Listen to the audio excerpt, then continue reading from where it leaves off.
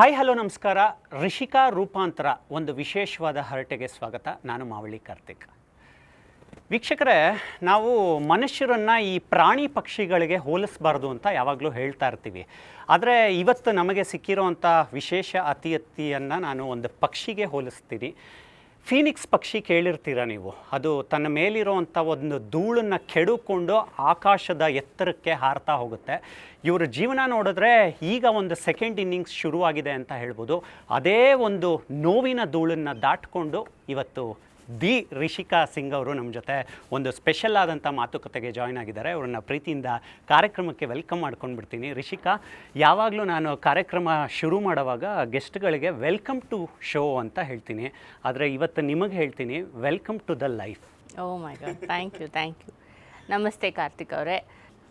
So ನಮಸ್ತೆ ಎಲ್ಲ ನಿಮ್ಮ ನ್ಯೂಸ್ ಬೀಟ್ ವೀಕ್ಷಕರಿಗೆಲ್ಲ ನನ್ನ ನಮಸ್ಕಾರ. ವೆಲ್ಕಮ್ ಟು ಲೈಫ್ ಅಂತ ಹೇಳಿದ್ರು. ಡೆಫಿನೆಟ್ಲಿ ನನಗೆ ಲೈಫ್ಗೆ ಎಸ್ ಅಂತ ಹೇಳಿಕೊಂಡು ನಾನು ಆಲ್ಮೋಸ್ಟ್ ಒಂದು ಸಾವಿನ ಬಾಯಿಗೆ ಹೋಗಿ ಅಲ್ಲಿಂದ ವಾಪಸ್ ಬಂದವಳು. ಸೇ ಎಸ್ ಟು ಲೈಫ್ ಅನ್ನೋಕ್ಕಿಂತ ನನಗೆ ಯಾವತ್ತೂ life and death is just same sides of the coin. So ನನಗೆ ಡೆತ್ ಬೇಡ, ಬರೀ ಲೈಫ್ ಬೇಕು ಅಂತ ಇದ್ದರೆ ಹಂಗೆ ಆಗೋದಿಲ್ಲ. ಯಾವಾಗ ನಿಮಗೆ ಡೆತ್ ಬಂದು ಕರ್ಕೊಂಡು ಅದು ಕೇಳಲ್ಲ ನಿಮ್ಗೆ ಲೈಫ್ ಬೇಕಾ ಅಥವಾ ಇಲ್ವಾ ಅಂತ. So I am as to death also. ನಾಳೆ ಬಂದರೆ ಐ ಆಮ್ ಖುಷಿಯಾಗಿ ಹೋಗ್ತೀನಿ. ಇವತ್ತಿಗೆ ನಾವು ಚೆನ್ನಾಗಿ ಇವತ್ತಿನ ದಿವಸ ಚೆನ್ನಾಗಿ ಬದುಕಬೇಕು, ಈ ಕ್ಷಣ ಚೆನ್ನಾಗಿ ಬದುಕಬೇಕು ಅಷ್ಟೇ. ಇದೇ ನನ್ನೊಳಗಿನ ನಾನು ಕಾರ್ತಿಕ್ ಅವ್ರ ಜೊತೆ. ನಾನು ಎರಡು ಥರ ರಿಷಿಕಾನ ನೋಡಿದ್ದೀನಿ ಅಂತ ಅಂದ್ಕೊಳ್ಳೋಣ.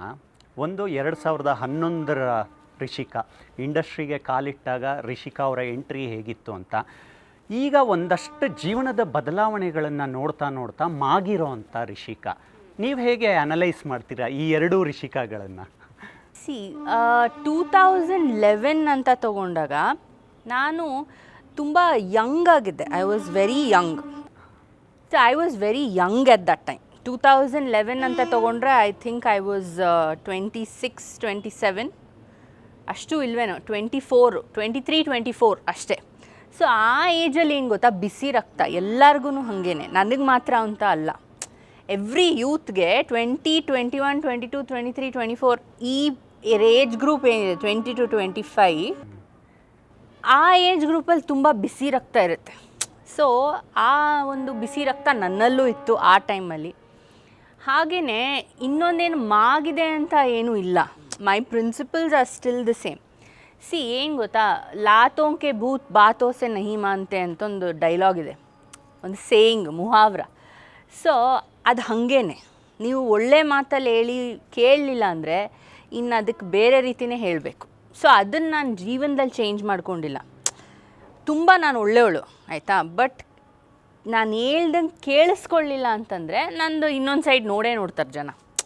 ಅದೇ ವರ್ಕ್ ಆಗೋದು. ಫಾರ್ ಎಕ್ಸಾಂಪಲ್ ಹೇಳ್ತೀನಿ, ಇದೇ ಒಂದು ಈವೆಂಟಲ್ಲಿ ಆಯಿತಾ, ನಾವು ಎಲ್ಲಿ ಐ ಥಿಂಕ್ ಹಾಸನಲ್ಲಿ ಒಂದು ಇವೆಂಟಿಗೆ ಹೋಗಿದ್ವಿ. ಅಲ್ಲಿ ಚೀಫ್ ಮಿನಿಸ್ಟ್ರ್ ಅವರು ಇದ್ದರು, ಅಂದರೆ ಆಗ ಸಿದ್ದರಾಮಯ್ಯ ಅವರು.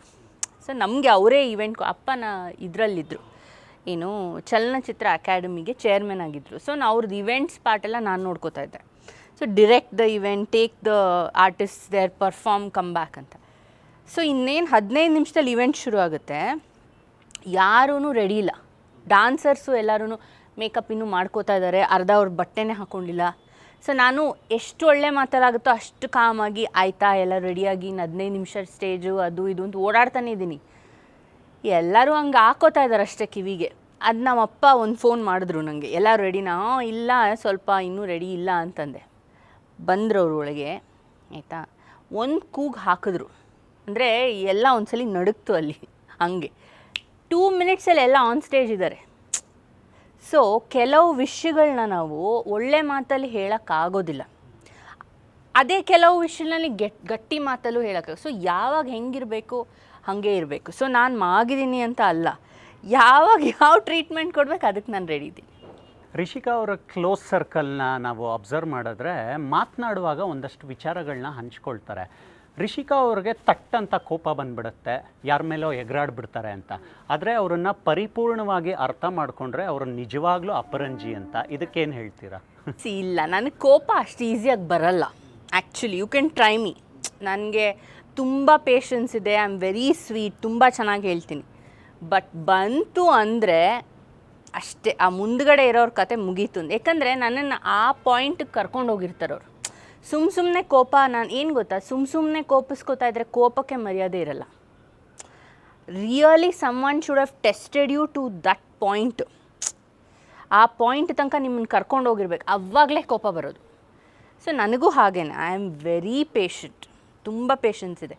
But if they try me then they've had it, ಹಾಗೆ. ಆ ಪರಿಣಾಮಗಳನ್ನ ಅವರೇ ಅನುಭವಿಸ್ಬೇಕಾಗುತ್ತೆ. ಹೌದು ಹೌದು, ಡೆಫಿನೆಟ್ಲಿ. ನಾವು ಮನುಷ್ಯರಲ್ಲಿ ತುಂಬ ಚೇಂಜಸ್ಗಳನ್ನ ಕಾಣ್ತೀವಿ. ನಾನು ನಿಮ್ಮ ಲೈಫನ್ನು ನೋಡಿದ್ರೆ ಖುಷಿನೂ ಆಗುತ್ತೆ, ಆನ್ ದಿ ಅದರ್ ಸೈಡ್ ಬೇಜಾರು ಆಗುತ್ತೆ. ನೀವು ಮುಂಚೆ ತುಂಬ ಬಿಂದಾಸ್ ಆಗಿದ್ರಿ, ಇವಾಗಲೂ ಬಿಂದಾಸಾಗೇ ಇದ್ದೀರಾ. ಮನಸ್ಸಲ್ಲಿರೋ ಮಾತುಗಳನ್ನು ಹೇಳೋ ಅಂಥ ಒಂದು ಛಾತಿ ನಿಮ್ಮಲ್ಲಿದೆ. ನಿಮ್ಮ ಲೈಫಲ್ಲಿ ಏನೇನೋ ಆಗುತ್ತೆ, ಅದಾದಮೇಲೆ ಒಂದು ನಿಧಾನಕ್ಕೆ ಒಂದು ಟ್ರಾನ್ಸಿಷನ್ ತಗೊಳುತ್ತೆ. ನಿಮ್ಮನ್ನು ಇವತ್ತು ನೋಡಿದಾಗ ತುಂಬ ಫಿಸಿಕಲ್ಲಾಗಿ ನೀವು ಏನೇನೋ ಧರಿಸ್ಕೊಂಡಿದ್ದೀರಾ.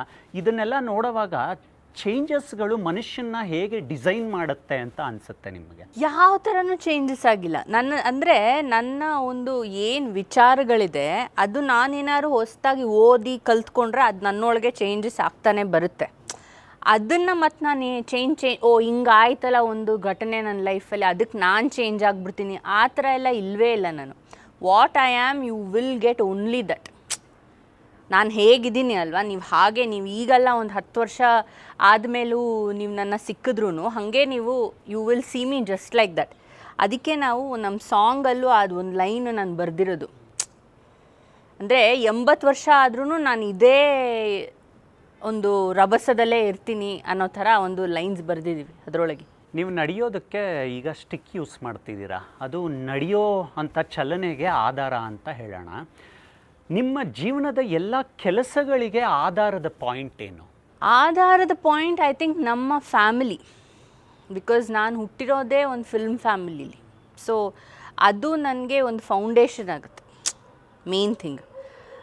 ಅದಲ್ದಲೇ ನನ್ನ ಒಂದು ಏನಂತಾರೆ ಪ್ಯಾಷನ್ ಅಂತ ಏನು ಹೇಳ್ತಾರೆ ನಿಮ್ಮ ಇಂಗ್ಲೀಷಲ್ಲಿ, ಅದು ನನಗೆ ಇಟ್ ಈಸ್ ಡ್ರೈವಿಂಗ್ ಮೀ. ನನ್ನ ಪ್ಯಾಷನ್ ಈಸ್ ಆ್ಯಕ್ಟಿಂಗ್. ಕಲ್ತಿರೋದು ತುಂಬ ಅಪ್ಪನ ನೋಡಿ ಅಥವಾ ಸಿನಿಮಾ ಇಂಡಸ್ಟ್ರಿಗೆ ಬಂದಾದಮೇಲೆ ಡಿರೆಕ್ಷನ್. ಸೊ ಇದೆಲ್ಲನೂ ನನಗೆ ಒಂದು ಆಧಾರ ಆಗುತ್ತೆ. ಸೊ ಸಿನಿಮಾ ಇಂಡಸ್ಟ್ರಿ ಅಂತ ಹೇಳ್ಬೋದು, that is the main. First thing is family, ಅದು ಫೌಂಡೇಶನ್ನು. ಅದ್ರ ಮೇಲೆ ನಿಂತ್ಕೊಂಡಿರೋದು ಸಿನಿಮಾ ಇಂಡಸ್ಟ್ರಿ, ಅದರೊಳಗೆ ನಾವಿದ್ದೀವಿ ಹಂಗೆ. ಕಂಠೀರವದಿಂದ ನಿಮ್ಮ ಜರ್ನಿ ತಗೊಂಡ್ರೆ ನೀವು ಮಾಡಿರೋದು ಬೆರಳೆಣಿಕೆ ಸಿನಿಮಾಗಳು. ಒಂದೊಂದು ಸಲ ಕಾಡುತ್ತಾ ನಾನು ತುಂಬ ಸಿನಿಮಾಗಳನ್ನ ಮಾಡಬೇಕಾಗಿತ್ತು ಅಂತ?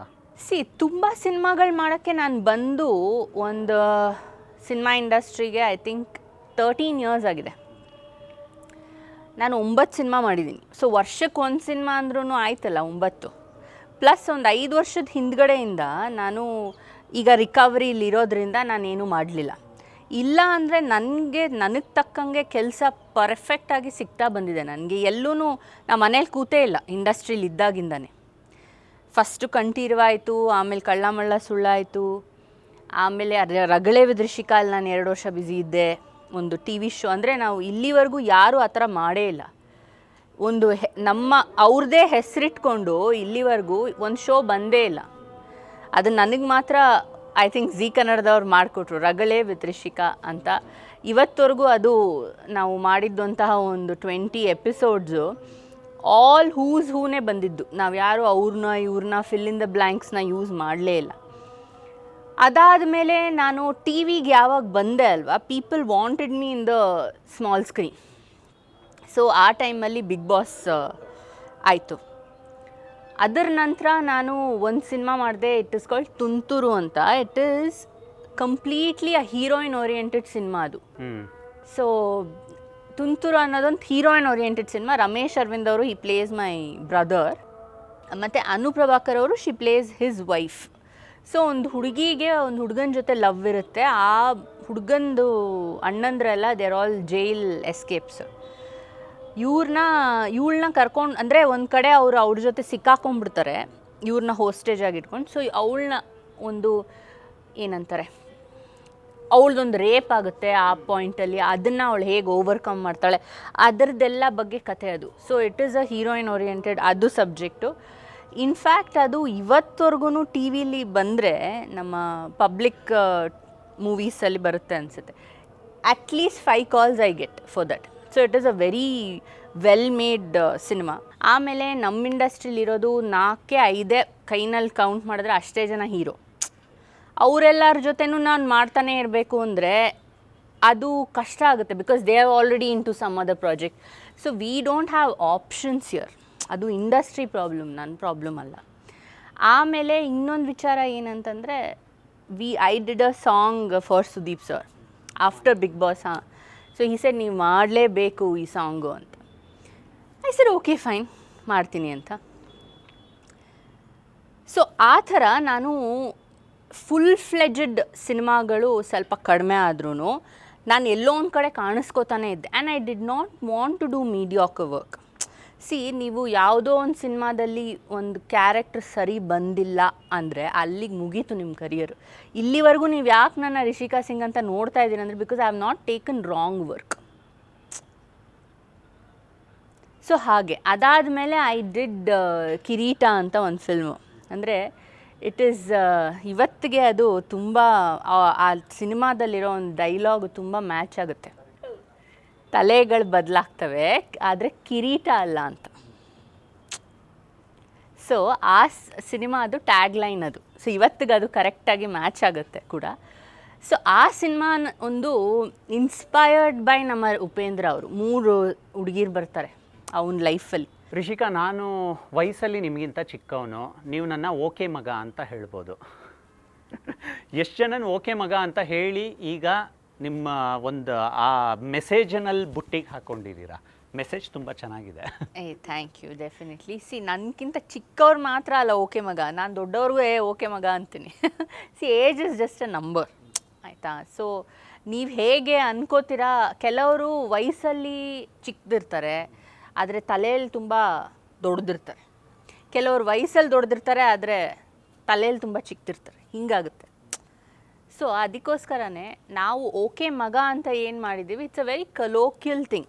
ಡಸಂಟ್ ಮ್ಯಾಟರ್ ಅಬೌಟ್ ಅಂದರೆ ಆ ಒಂದು ಬನ್ನಿ ಹೋಗಿ ಈ ಥರ ಒಂದು ಫಾರ್ಮ್ಯಾಲಿಟಿನೇ ತೆಗೆಯೋದಕ್ಕೆ ಅದು ಓಕೆ ಮಗ ಅಂತ.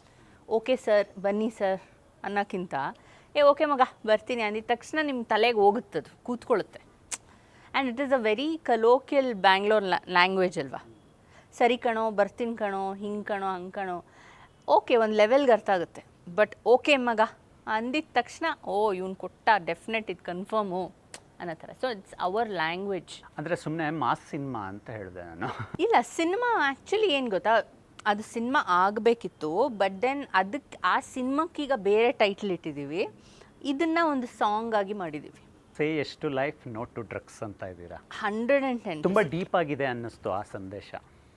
I have seen many people. ಅಂದರೆ ನಾನು ತುಂಬ ಒಂದು ಫ್ರೆಂಡ್ಸ್ ಆಗಿರ್ಬೋದು ಅಥವಾ ನನ್ನ ಕೆಲವು ಫ್ರೆಂಡ್ಸ್ ಆಗಿರ್ಬೋದು, ಇದು ತುಂಬ ಈ ಒಂದು ಡ್ರಗ್ಸ್ ಅನ್ನೋ ಮಾರಿ ಒಳಗೆ ಸಿಕ್ಕಾಕೊಂಡು ಅವ್ರವ್ರ ಲೈಫ್ನೇ ಕಳ್ಕೊಂಡಿದ್ದಾರೆ, ಇಲ್ಲ ಫ್ಯಾಮಿಲಿನ ಬಿಟ್ಬಿಟ್ಟಿದ್ದಾರೆ, ಇಲ್ಲ ಅವ್ರಿಗೆ ಏನಂತಾರೆ ಒಂದು ಮಾನಸಿಕ ಸ್ಥಿತಿನೇ ಬಿಟ್ಟು ಅವ್ರ ಜಾಬ್ಸು, ಲೈಫು, ಹೆಂಡತಿ, ಮಕ್ಕಳು ಎಲ್ಲರನ್ನೂ ಬಿಟ್ಟು ಅದ್ರ ಹಿಂದೆ ಓಡಾಡ್ತಾರೆ ಒಂದು ಗ್ರೂಪ್ ಅಂತ ಮಾಡಿಕೊಂಡು. ಸೊ ಅದು ಏನಂದರೆ ಆ ಟೈಮ್ಗೆ ತುಂಬ ಖುಷಿ ಕೊಡುತ್ತೆ, ಹೌದು. ಬಟ್ ದೆನ್ ಅದಾದಮೇಲೆ ಸ್ಲೋಲಿ ಅದು ಒಳಗಿಂದ ನಿಮ್ಮನ್ನೇ ತಿಂತಾ ಹೋಗೋ ಅಂಥ ಒಂದು ಭೂತ ಅದು. ಈ ಥರ ಮಾತುಗಳ ಪಾರ್ಟಿನೂ ಮಾಡ್ಬೋದು. ಸೊ ಹಾಗೆ ನಾವು ತೋರಿಸಿರೋದು ಒಂದು ಲೈಫಿನ ಅನ್ನೋ ಪಾರ್ಟಿಗೆ ಈ ಥರ ಒಂದು ಮಾರಿ ಬಂದಾಗ ಏನೇನಾಗುತ್ತೆ ಅನ್ನೋದು ಬೇಸಿಕ್ಲಿ. ಆ ಫಸ್ಟ್ ಥಾಟ್ ಏನಕ್ಕೆ ಬಂತು ನಿಮಗೆ ಅಂತ? ಏನಕ್ಕಂದರೆ ನಾವು ಬೆಂಗಳೂರು ಲೈಫ್ ಸ್ಟೈಲ್ಗಳನ್ನ ನೋಡ್ತಾ ಇದ್ದೀವಿ, ನಾವು ಮಾಡರ್ನ್ ಸೊಸೈಟಿಯಲ್ಲಿ ಇದ್ದೀವಿ. ಪಾರ್ಟಿಗಳನ್ನು ಮಾಡೋದು, ಡ್ರಗ್ ಯೂಸ್ ಮಾಡೋದು, ಇದೆಲ್ಲವನ್ನು ಕೂಡ ನಾವು ಸ್ಪೆಷಲಿ ಬೆಂಗಳೂರಂಥ ತುಂಬ ಜನನಿಬಿಡ ಪ್ರದೇಶಗಳಲ್ಲೇ ನೋಡ್ತೀವಿ. ನಿಮಗೆ ಆ ಫಸ್ಟ್ ಥಾಟ್ ಯಾವಾಗ ಓಪನ್ ಆಯಿತು, ನಾನು ಇಂಥ ಸಾಂಗ್ ಮಾಡಿದ್ರೆ ಈ ಥರ ನಾನು ಕನ್ವೆ ಮಾಡ್ಬೋದು, ಅಂದರೆ ನನ್ನ ಮನಸ್ಸಲ್ಲಿರೋ ಯೋಚನೆಗಳನ್ನ ಅಂತ? ಐ ಥಿಂಕ್ ಇನ್ ಗೋವಾನಲ್ಲಿ ಯಾವುದೋ ಒಂದು ನ್ಯೂಸ್ ಬಂದಿತ್ತು ನನಗೆ, ನಾನು ಓದಿದ್ದು. ಬೇಸಿಕ್ಲಿ ಆ ಹುಡುಗಿ ಓಡಿಯಾಗಿ ಸತ್ತೋದ್ಲು ಅಂತ. ನಂಗೆ ಸಿಕ್ಕಾಪಟ್ಟೆ ಬೇಜಾರಾಯಿತು ಅವಳು ಫೋಟೋ ನೋಡಿದಾಗ. She was a very Young girl. So ಆ ಡ್ರಗ್ಸ್ ಅಂತ ಮಾಡ್ಕೊಂಡು ಹೋಗ್ತಾರೆ, ಯಾವಾಗ ಓವರ್ ಡೋಸಾಗಿ ಸತ್ತೋಗ್ತಾರೆ ಅವ್ರಿಗೆ ಗೊತ್ತಾಗಲ್ಲ. So that really bothered me. ಆಮೇಲೆ ತುಂಬ ಜನ ಏನು ಗೊತ್ತಾ, ನಾನು ಅದು ಮೊನ್ನೆನೂ ಒಂದು ಇನ್ಸ್ಟಾಗ್ರಾಮಲ್ಲಿ ಒಂದು ರೀಲ್ ಹಾಕಿದ್ದೆ. Lot of people offered me but I said no ಅಂತ. ಆಯಿತಾ, ಏನು ಅನ್ಕೋತಾರೆ, ನಾವು ಸಿನಿಮಾದವರು, ಮೌಂಟ್ ಕಾರ್ಮೆಲ್ ಕಾಲೇಜಲ್ಲೆಲ್ಲ ಓದ್ದವರು, ಆಮೇಲೆ ಸ್ವಲ್ಪ ಹೆಪ್ಪಾಗೆಲ್ಲ ಡ್ರೆಸ್ ಮಾಡ್ತೀವಿ ಅಂದಿದ ತಕ್ಷಣ ಅವರು ಕಾಲ್ಪನಿಕವಾಗಿ ಅಂದ್ಕೊಂಡ್ಬಿಡ್ತಾರೆ ಇವರು ಸ್ವಲ್ಪ ಮಾಡ್ತಾರೇನೋ ಅಂತ. ಸೊ ಎಲ್ಲರೂ ಪಾರ್ಟಿ ಗೀಟಿಗೆ ಮುಂಚೆ, ಇವಾಗಂತೂ ನಾನು ಹೋಗೋದೇ ಬಿಟ್ಬಿಟ್ಟಿದ್ದೀನಿ ಬಿಕಾಸ್ ನನ್ನ ರಿಕವರಿ ಅದು. ಮುಂಚೆ ನಾನು ಹೋಗ್ತಿದ್ದಾಗ ಕ್ಲೀನಾಗಿ ನಾನು ಆಫರೇ ಮಾಡಿಬಿಡೋರು. ಸೊ ಆವಾಗ ನನಗೆ ಕನ್ಫ್ಯೂಷನ್ ಆಗಿಬಿಡೋದು, ಇವ್ರು ಏನಕ್ಕೆ ನನಗೆ ಆಫರ್ ಮಾಡ್ತಾ ಇದ್ದಾರೆ ಅಂತ. ಅವ್ರದ್ದೆಲ್ಲ ಹೆಸರು ನನಗೆ ಹೇಳೋಕ್ಕೂ ಆಗಲ್ಲ, ಅವ್ರು ಯಾರು ಅಂತ ನನಗೆ ನೆನಪೂ ಇಲ್ಲ. ಬಟ್ ದೆನ್ ಅವರೊಂದು ಆಫರ್ ಮಾಡಿದಾಗ ನನಗೆ ಬೇಜಾರಾಗ್ತಾಯಿತ್ತು. ಫಸ್ಟ್ ಆಫ್ ಆಲ್ ಅಂದರೆ ಹಿಂಗೆ ಅನ್ಕೋತಾರ ಇವರು ಪಾರ್ಟಿಗೆ ಬರೋರಂದರೆ they just have preconceived notions ಅಂತ. ಆವಾಗ ಯಾವತ್ತಿದ್ರೂ ನಾನು ಅವ್ರಿಗೆ ಹೇಳಿರೋದು ನೋ ಅಂತಾನೆ. So that is what I would to act cool ಅಂತ ಒಂದಷ್ಟಿದೆ. ಇವಾಗ ನಾವು ಡ್ರಗ್ಸ್ ಮಾಡಿದ್ರೆ ಕೂಲೇ ಅಲ್ಲ ಅಂತ ಅನ್ಕೋತಾರೆ ಯಂಗ್ಸ್ಟರ್ಸ್. ಪಾರ್ಟಿಗೆ ಹೋಗ್ತಾ ಇದ್ದೀವಿ, ವಿ ಶುಡ್ ಡೂಸ್ ಅದು, ಆವಾಗಲೇ ನಾವು ಕೂಲು ಅಂತ. No, I don't think so. ನೀವು ಅದು ಮಾಡದೇ ಇದ್ದರೆ ಕೂಲ್ ಆವಾಗ ಅಂತ ನಾನು ಇದನ್ನು ಹೇಳೋಕ್ಕೆ ಯಂಗರ್ ಜನ್ರೇಷನ್ಗೆ ಇಷ್ಟಪಡ್ತೀನಿ. ನಮ್ಮ ಬಗ್ಗೆ ಏನೇನು ಅನ್ಕೋತಾರೋ, ಏನೇನು ಮಾತಾಡ್ಕೋತಾರೋ ಅದೆಲ್ಲ ಅವ್ರವ್ರಿಗೆ ಬಿಟ್ಟಿರೋದು. ಬಟ್ ನಾವು ಭಾಳ ಶಿಸ್ತಲ್ಲಿ ಬದುಕಿದ್ದೀವಿ. ಆ್ಯಂಡ್ ಇದೊಂದು ನನಗೆ ಆಗೋದಿಲ್ಲ. ಈವನ್ ಇಫ್ ಆಲ್ಕೋಹಾಲ್ನು ನೀವು ಕಂಟ್ರೋಲ್ಡ್ ಜಾಗದಲ್ಲಿ ಎಷ್ಟು ಬೇಕು ಅಷ್ಟು ತೊಗೊಂಡ್ರೆ ಏನು ಡಾಕ್ಟರ್ಸೇ ಪ್ರಿಸ್ಕ್ರೈಬ್ ಮಾಡ್ತಾರೆ, ಸ್ವಲ್ಪ ಸ್ವಲ್ಪ ಬೇಕಂದರೆ ತೊಗೊಳ್ಳಿ ಒನ್ಸ್ ಇನ್ ಅ ವೇ ಅಂತ. ಬಟ್ ಇದು it is not good for your health and your mind. Song ನೋಡಿ ಯಾರಾದರೂ ಫೋನ್ ಮಾಡಿದ್ರಾ, ಅಥವಾ ನಿಮಗೆ ಸಿಕ್ಕಂಥ ಯಾವುದಾದ್ರೂ ಮೆಮೊರೇಬಲ್ ಕಾಂಪ್ಲಿಮೆಂಟ್ ಶೇರ್ ಮಾಡ್ಬೋದಾ, ನಿಜವಾಗ್ಲೂ ಈ ಸಾಂಗು ನನಗೆ ಮುಟ್ಟಿತು ಅಂತ? ಡೆಫಿನೆಟ್ಲಿ. ಐ ಥಿಂಕ್ ಒಬ್ಬರು ನನಗೆ ಮೆಸೇಜ್ ಮಾಡಿದರು. I think she is not from this country, England ಅವರು ಅಂತ. So basically she lost her son ಅಂತೆ to this. So it reminds me of that. God bless you, ನನಗೆ ತುಂಬ ಖುಷಿ ಆಯ್ತಿದ್ದು ನೋಡಿ ಅಂತ ಅಂದರು. ಅದು ನಂಗೆ ಭಾಳ ಅಂದರೆ ಅವ್ರಿಗೊಂದು ಅರ್ಥ ಆಗಿರುತ್ತೆ ಇದು ಹೇಗೆ ಅಂತ, ಎಂಥ ಮಾರಿ ಇದು ಅಂತ. ಸೊ ಅವರು ಮನಸ್ಸಿಗೆ ಇದು ಮುಟ್ತಲ್ಲ, ಆ ಥರನೇ ತುಂಬ ಜನಕ್ಕೆ ಇದು ಮುಟ್ಟಿರುತ್ತೆ. So I am very happy about it. ಅದಾದಮೇಲೆ ನನಗೆ Instagram is flooded with messages. ನಿಮ್ಮ ಕಮ್ಬ್ಯಾಕ್ ಎಲ್ಲರೂ ನನ್ನನ್ನು ಒಂದು ಹೊಗಳ್ತಾ ಇದ್ದಾರೆ, we like your comeback, you look great in that ಅಂತ. ಆ್ಯಂಡ್ ಅಫ್ಕೋರ್ಸ್ ಮೆಸೇಜಸ್ ಎಲ್ಲನೂ ಸ್ವಲ್ಪ ಏನಂತಾರೆ, ಈ ಓಲ್ಡರ್ ಅಂದರೆ ಮೆಚೋರ್ಡ್ ಆಡಿಯನ್ಸ್ಗೆ ತುಂಬ ಇಷ್ಟ ಆಗ್ತದೆ. ಅಂದರೆ ಅವರ ಒಂದು ಯಂಗರ್ ಜನ್ರೇಷನ್ಗೆ ತಿಳಿಸಿರೋದು ನಾವು. ಈ ಬಣ್ಣದ ಹಿಂದೆ ಸಾವಿರ ಕಥೆಗಳಿರ್ತಾವಂತೆ. ಬಣ್ಣ ಹಚ್ಚೋರಿಗೆ ಆ ಕಷ್ಟಗಳೇನು ಅಂತ ಗೊತ್ತಿರುತ್ತೆ. ನೀವು ಮತ್ತೆ ರಿಕವರಿ ಪೀರಿಯಡ್ ಕಳ್ಕೊಂಡು ಮತ್ತೆ ನಾನು ಈ ಕೆಲಸ ಮಾಡಬೇಕು ಅನ್ನೋದೇ ಒಂದು ಬಿಗ್ ಚಾಲೆಂಜ್ ಆಗಿರುತ್ತೆ ನಿಮಗೆ. ರಿಕವರಿ ಪೀರಿಯಡಲ್ಲೂ ಒಂದಷ್ಟು ಸವಾಲುಗಳನ್ನ ಎದುರಿಸ್ತಾನೆ ಬಂದಿರ್ತೀರ. ನಿಮ್ಮ ಪರ್ಸ್ನಲ್ ಲೈಫ್ ಆಗಿರ್ಬೋದು, ಪ್ರೊಫೆಷ್ನಲ್ ಸೈಡಲ್ಲೂ ತುಂಬ ಕ್ವಶನ್ ಮಾರ್ಕ್ಗಳು ಬಂದಿರುತ್ತೆ, ನಾನೇನು ಮಾಡಬೇಕು ಏನು ಮಾಡಬಾರ್ದು ಅಂತ. ಆ ಬಣ್ಣ ಹಚ್ಚುವಾಗ ರಿಷಿಕಾ ಅವ್ರಿಗೆ ಓಪನ್ ಆದಂತಹ ಯೋಚನೆಗಳೇನು, ಏನು ಮಾಡ್ತಾ ಇದ್ದೀನಿ ನಾನು, ಇದರ ರಿಸಲ್ಟ್ ಹೇಗಿರುತ್ತೆ ಅನ್ನೋ ಯೋಚನೆ ಎಲ್ಲ ಬಂತಾಗ? ಟು ಬಿ ವೆರಿ ಆನೆಸ್ಟ್, ನಾನು ಬಣ್ಣ ಹಚ್ಚಲೇಬಾರ್ದು ಮತ್ತೆ ಅಂತಲೇ ಅಂದ್ಕೊಂಡಿದ್ದಿದ್ದು. ನಾನು ಇದಕ್ಕೆ ವಾಪಸ್ ಬರೋದೇ ಇಲ್ಲ ಅಂತಲೇ ನಾನು ಅಂದ್ಕೊಂಡಿದ್ದಿದ್ದು. ಬಟ್ ಏನು ಗೊತ್ತಾ, ಈ ಬಣ್ಣದ ಬದುಕು ಅದು ಹೆಂಗಂದರೆ, ನೀವು ಅದನ್ನು ಚೂಸ್ ಮಾಡೋಕ್ಕಾಗೋದಿಲ್ಲ, ಅದೇ ನಿಮ್ಮನ್ನು ಚೂಸ್ ಮಾಡುತ್ತೆ. ನಾನು ಇವತ್ತು ಮೇಕಪ್ ಹಾಕೊಂಡು ನಿಮ್ಮ ಮುಂದೆ ಕೂತ್ಕೊಂಡು ಮಾತಾಡ್ತಿದ್ದೀನಿ ಅಂದರೆ ಇದು ನಾನು ಮಾಡಿರೋದು ಅಲ್ವೇ ಅಲ್ಲ. ನಾನು ಇದನ್ನು ಬಿಟ್ಟೋಗಬೇಕು ಅಂತಲೇ ನಾನು ಡಿಸೈಡ್ ಆಗಿ ಎಲ್ಲ ಅದಕ್ಕೆ ಬೇಕಾದ ಎಲ್ಲ ಪ್ರಯತ್ನಗಳನ್ನು ಮಾಡಾಗಿದೆ. ಬಟ್ ಅದು ನಂಗೆ ಬಿಡಲಿಲ್ಲ, ಎಳ್ಕೊಂಬಂತು ವಾಪಸ್ಸು. ಅದು ಹೆಂಗಂದರೆ ಒಂದು ಅಲೆ ಹಿಂಗೆ ಹಿಂದಕ್ಕೆ ಹೋಗಿ ಕರ್ಕೊಂಡೋಗುತ್ತೆ ನೋಡಿ, ಹಂಗೆ. ಅಂದರೆ ನಾವು ಈಗ ಬೀಚಲ್ಲಿ ನಿಂತಿರ್ತೀವಲ್ಲ, ಒಂದು ಸಮುದ್ರದಲ್ಲಿ, ಅದರೊಳಗೆ ಹಿಂಗೆ ಹೋಗ್ತಾ ಇರ್ತೀವಿ, ನಮಗೆ ಗೊತ್ತಾಗಲ್ವಲ್ಲ, ಹಂಗಿದು ಈ ಬಣ್ಣದ ಬದುಕು. ಆಫ್ಟರ್ ಮೈ ರಿಕವರಿ ನಾನೊಂದು 2 ವರ್ಷ ಇವಾಗ ಕಾಣಿಸ್ಕೊಂಡೇ ಇಲ್ಲ ಎಲ್ಲೂ. ಸೊ ಆ ಟೈಮಲ್ಲಂತೂ ನಾನು ಫುಲ್ ಡಿಸೈಡ್ ಆಗಿಬಿಟ್ಟಿದ್ದೆ, ಇದು ಚಾನ್ಸೇ ಇಲ್ಲ, ಇನ್ನು ನನಗೆ ಸಾಕಾಯ್ತಿದು, ಅದು ಇನ್ನಷ್ಟಕ್ಕಷ್ಟೇ, ನಾನು ಅದನ್ನು ಮತ್ತೆ ಹಿಂದಕ್ಕೆ ಹೋಗೋಕ್ಕೆ ಇಷ್ಟಪಡಲ್ಲ. ನಮ್ಮ ಅಣ್ಣನೂ ಅದರಲ್ಲೇ ಇದ್ದಾನೆ, ನಮ್ಮ ತಂದೆನೂ ಅದ್ರ ಥ್ರೂ ನಾನು ಅದನ್ನು ನೋಡ್ಕೋತೀನಿ ಅಂತ. ಬಟ್ ಅದು ಹೆಂಗೆ ನಾನು ವಾಪಸ್ ಇದಕ್ಕೆ ಹಂಗೇ ಬಂದೆ, ಅದು ದೇವ್ರಿಗೆ ಗೊತ್ತು. ಟೈಮ್ ಹ್ಯಾಸ್ ನೋ ಲಿಮಿಟ್ಸ್ ಅಂತೀವಿ. ಅಜ್ಞಾತವಾಸ ನಿಮಗೆ ಒಂಥರ ಆ ಪೀರಿಯಡಿಂದ ಕಳ್ಕೊಂಡು ಆಚೆ ಬರೋದು. ಇವತ್ತು ನಿಂತ್ಕೊಂಡು ಯೋಚನೆ ಮಾಡುವಾಗ ನೀವು ಆ್ಯಕ್ಟಿವ್ ಲೈಫಲ್ಲಿ ಇದ್ದೀರಾ, ಇವತ್ತು ಕೆಲಸ ಮಾಡ್ತಾ ಇದ್ದೀರಾ, ಒಂದಷ್ಟು ಕನೆಕ್ಟಿವಿಟಿಗಳು ಓಪನ್ ಆಗ್ತಾ ಇದೆ. ನೀವು ಒಬ್ಬರೇ ಕೂತಾಗ ಅನಿಸುತ್ತಾ ದಿನಗಳು ಕಳೆದು ಹೋಯ್ತಲ್ಲ ಅಂತ? ನಂಗೊಬ್ಬಳಿಗೆ ಅಲ್ಲ ಇದು, ತುಂಬ ಜನಕ್ಕೆ ಅಥವಾ everybody goes through this. There is a point ನಿಮಗೆ ಏನು ಮಾಡೋಕ್ಕಾಗೋದಿಲ್ಲ ಆ ಪಾಯಿಂಟಲ್ಲಿ. ಆವಾಗ ನೀವು ಏನು ಮಾಡಬೇಕು ಆ ಪಾಯಿಂಟಲ್ಲಿ ಅಂದರೆ ತಾಳ್ಮೆನ ಕಲಿಬೇಕು ಅಷ್ಟೇ. ಬರೀ ಕೆಲಸ ಮಾಡ್ತಾ ಇರೋದೇ ಅಲ್ಲ ಬದುಕು, ಅಥವಾ ಬರೀ ನೀವು ಯಾವುದೋ ಅದ್ರ ಹಿಂದೆ ಓಡ್ತಾ ಇರೋದು, ದುಡ್ಡಿನ ಹಿಂದೆ ಅಥವಾ ಒಂದು ಮದುವೆ ಹಿಂದೆ. ಏನೋ ಒಂದು ಕೊರಗಿದ್ದೇ ಇರುತ್ತೆ ಜೀವನದಲ್ಲಿ. ನಿಮಗೆ ಮದುವೆ ಚೆನ್ನಾಗಾಯಿತು ಅಂದರೆ ನೆಕ್ಸ್ಟ್ ದುಡ್ಡು ಬಂದಿಲ್ಲ ಅಂತಾಗುತ್ತೆ, ದುಡ್ಡು ಬಂದಾಯಿತು ಅಂದರೆ ಮಗು ಇಲ್ಲ ಅಂತ ಬರುತ್ತೆ, ಮಗು ಬಂದಾಯಿತು ಅಂದ್ರೆ ಮಗು ದೊಡ್ಡದಾದ್ರೆ ಆ ಸ್ಕೂಲ್ ಎಲ್ಲ ಹಾಕೋದು. ಸೊ ನಿಮ್ಮ ಲೈಫ್ ಇಸ್ ನೆವರ್ ಎಂಡಿಂಗ್. ಎಲ್ಲ ಸಿಕ್ಬಿಡ್ತು ಅಂತ ಯಾರಾದರೂ ಇದ್ದಾರಾ? ಇಲ್ಲ. ಸೊ ಆ ಪಾಯಿಂಟ್ ಆಫ್ ಟೈಮಲ್ಲಿ ನಮ್ಗೆ ಏನು ಮಾಡದೇ ಇರೋ ಅಂಥ ಟೈಮ್ ಸಿಗುತ್ತಲ್ಲ, ದಟ್ಸ್ ಆ್ಯಕ್ಚುಲಿ ಗೋಲ್ಡನ್ ಟೈಮ್. ಯಾಕಂದರೆ ನಿಮ್ಮನ್ನು ನೀವು ಕಂಡ್ಕೋಬೋದು, ಕಲಿಬೋದು, ಪೇಷನ್ಸ್ನ ಕಲ್ತ್ಕೋಬೋದು. ಆ್ಯಂಡ್ ಚಿಕ್ಕ ವಿಚಾರಗಳು, ಲೈಕ್ ನನ್ನ ಒಬ್ಬಳು ಫ್ರೆಂಡ್ ಇದ್ದಾಳೆ, she is corporate, she is a techie engineer. ಅವಳಿಗೆ ನೀವು when did you last see a sunset ಅಂದರೆ ಅವಳು ನನ್ನ ಮುಖ ನೋಡ್ತಾಳೆ 3 ಸಲ. ಆದರೆ ನನಗೆ ಅದೆಲ್ಲ ಸಿಕ್ತು ಆ ಪಾಯಿಂಟ್ ಆಫ್ ಟೈಮಲ್ಲಿ. ಒಂದು ಗಾಳೀಲಿ ಕೂತ್ಕೊಳ್ಳೋದು, ಒಬ್ಬರೇ ಕೂತ್ಕೊಳ್ಳೋದು, ಧ್ಯಾನ ಮಾಡೋದು, ಸನ್ಲೈಟ್, ಅಂದರೆ ಸನ್ರೈಸು ಸನ್ಸೆಟ್ನೆಲ್ಲ ನೋಡೋದು, ಈ ಥರ ಬರ್ಡ್ಸ್ ಜೊತೆ ಕೂರೋದು, ಈ ಥರ connecting back to nature. In fact that is my most blessed time ಅನ್ಕೋತೀನಿ ನಾನು. ಈಗ ವಾಪಸ್ ಇಲ್ಲಿಗೆ ಬಂದಲ್ಲ, ಮತ್ತೆ ಅದೆಲ್ಲ ಮಿಸ್ ಮಾಡ್ಕೋತಾ ಇದ್ದೀನಿ. ನಂಗೆ ಟೈಮೇ ಇಲ್ಲ ಈಗ. ನೀವು ಕಷ್ಟದಲ್ಲಿರುವಾಗ ಒಂದು ಕಾಲು ಅಥವಾ ಒಂದು ಕೈ ಬಂತ, ರಿಷಿಕಾ ನಾನು ನಿನ್ನ ಜೊತೆಗೆ ಇದ್ದೀನಿ ಅಂತ? ಫ್ರಮ್ ದ ಇಂಡಸ್ಟ್ರಿನೂ ಏನು ಗೊತ್ತಾ, ಈ ಒಂದಂದರೆ ನಮ್ಮ ಒಂದು ಇಂಡಸ್ಟ್ರಿ ಹೇಗೆ ಅಂತಂದರೆ, ಇವರೆಲ್ಲರೂ ಬರೀ ತೆರೆ ಮೇಲೆ ಮಾತ್ರ ಎಕ್ಸ್ಪ್ರೆಸ್ ಮಾಡ್ಕೊಳ್ಳೋ ಅಂಥವ್ರು. ತೆರೆ ಹಿಂದೆ ಅವ್ರಿಗೆ ಎಕ್ಸ್ಪ್ರೆಷನ್ ಬರಲ್ಲ.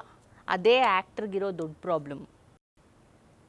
ಎಷ್ಟು ನಾವು ಆನ್ ಸ್ಕ್ರೀನ್ ಎಕ್ಸ್ಪ್ರೆಸ್ ಮಾಡ್ತೀವಲ್ವ, ಆಫ್ ಸ್ಕ್ರೀನ್ ನಾವು ಎಕ್ಸ್ಪ್ರೆಸ್ ಹೆಂಗೆ ಮಾಡೋದು ನಮ್ಗೆ ಗೊತ್ತಾಗಲ್ಲ. So I really don't blame them.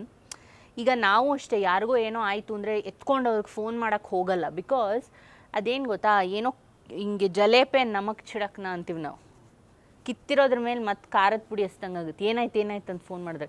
So I don't blame them also. But then ತುಂಬ ಕ್ಲೋಸ್ ಫ್ರೆಂಡ್ ಕೆಲವ್ರು ಇದ್ದಾರೆ ನನಗೆ ಇಂಡಸ್ಟ್ರಿನಲ್ಲಿ, ನನಗೆ ಸಪೋರ್ಟ್ ಮಾಡಿದವರು, ನಾನು ಅವ್ರಿಗೆ ಸಪೋರ್ಟ್ ಮಾಡಿದವರು. So at least from those people I expected at least a message.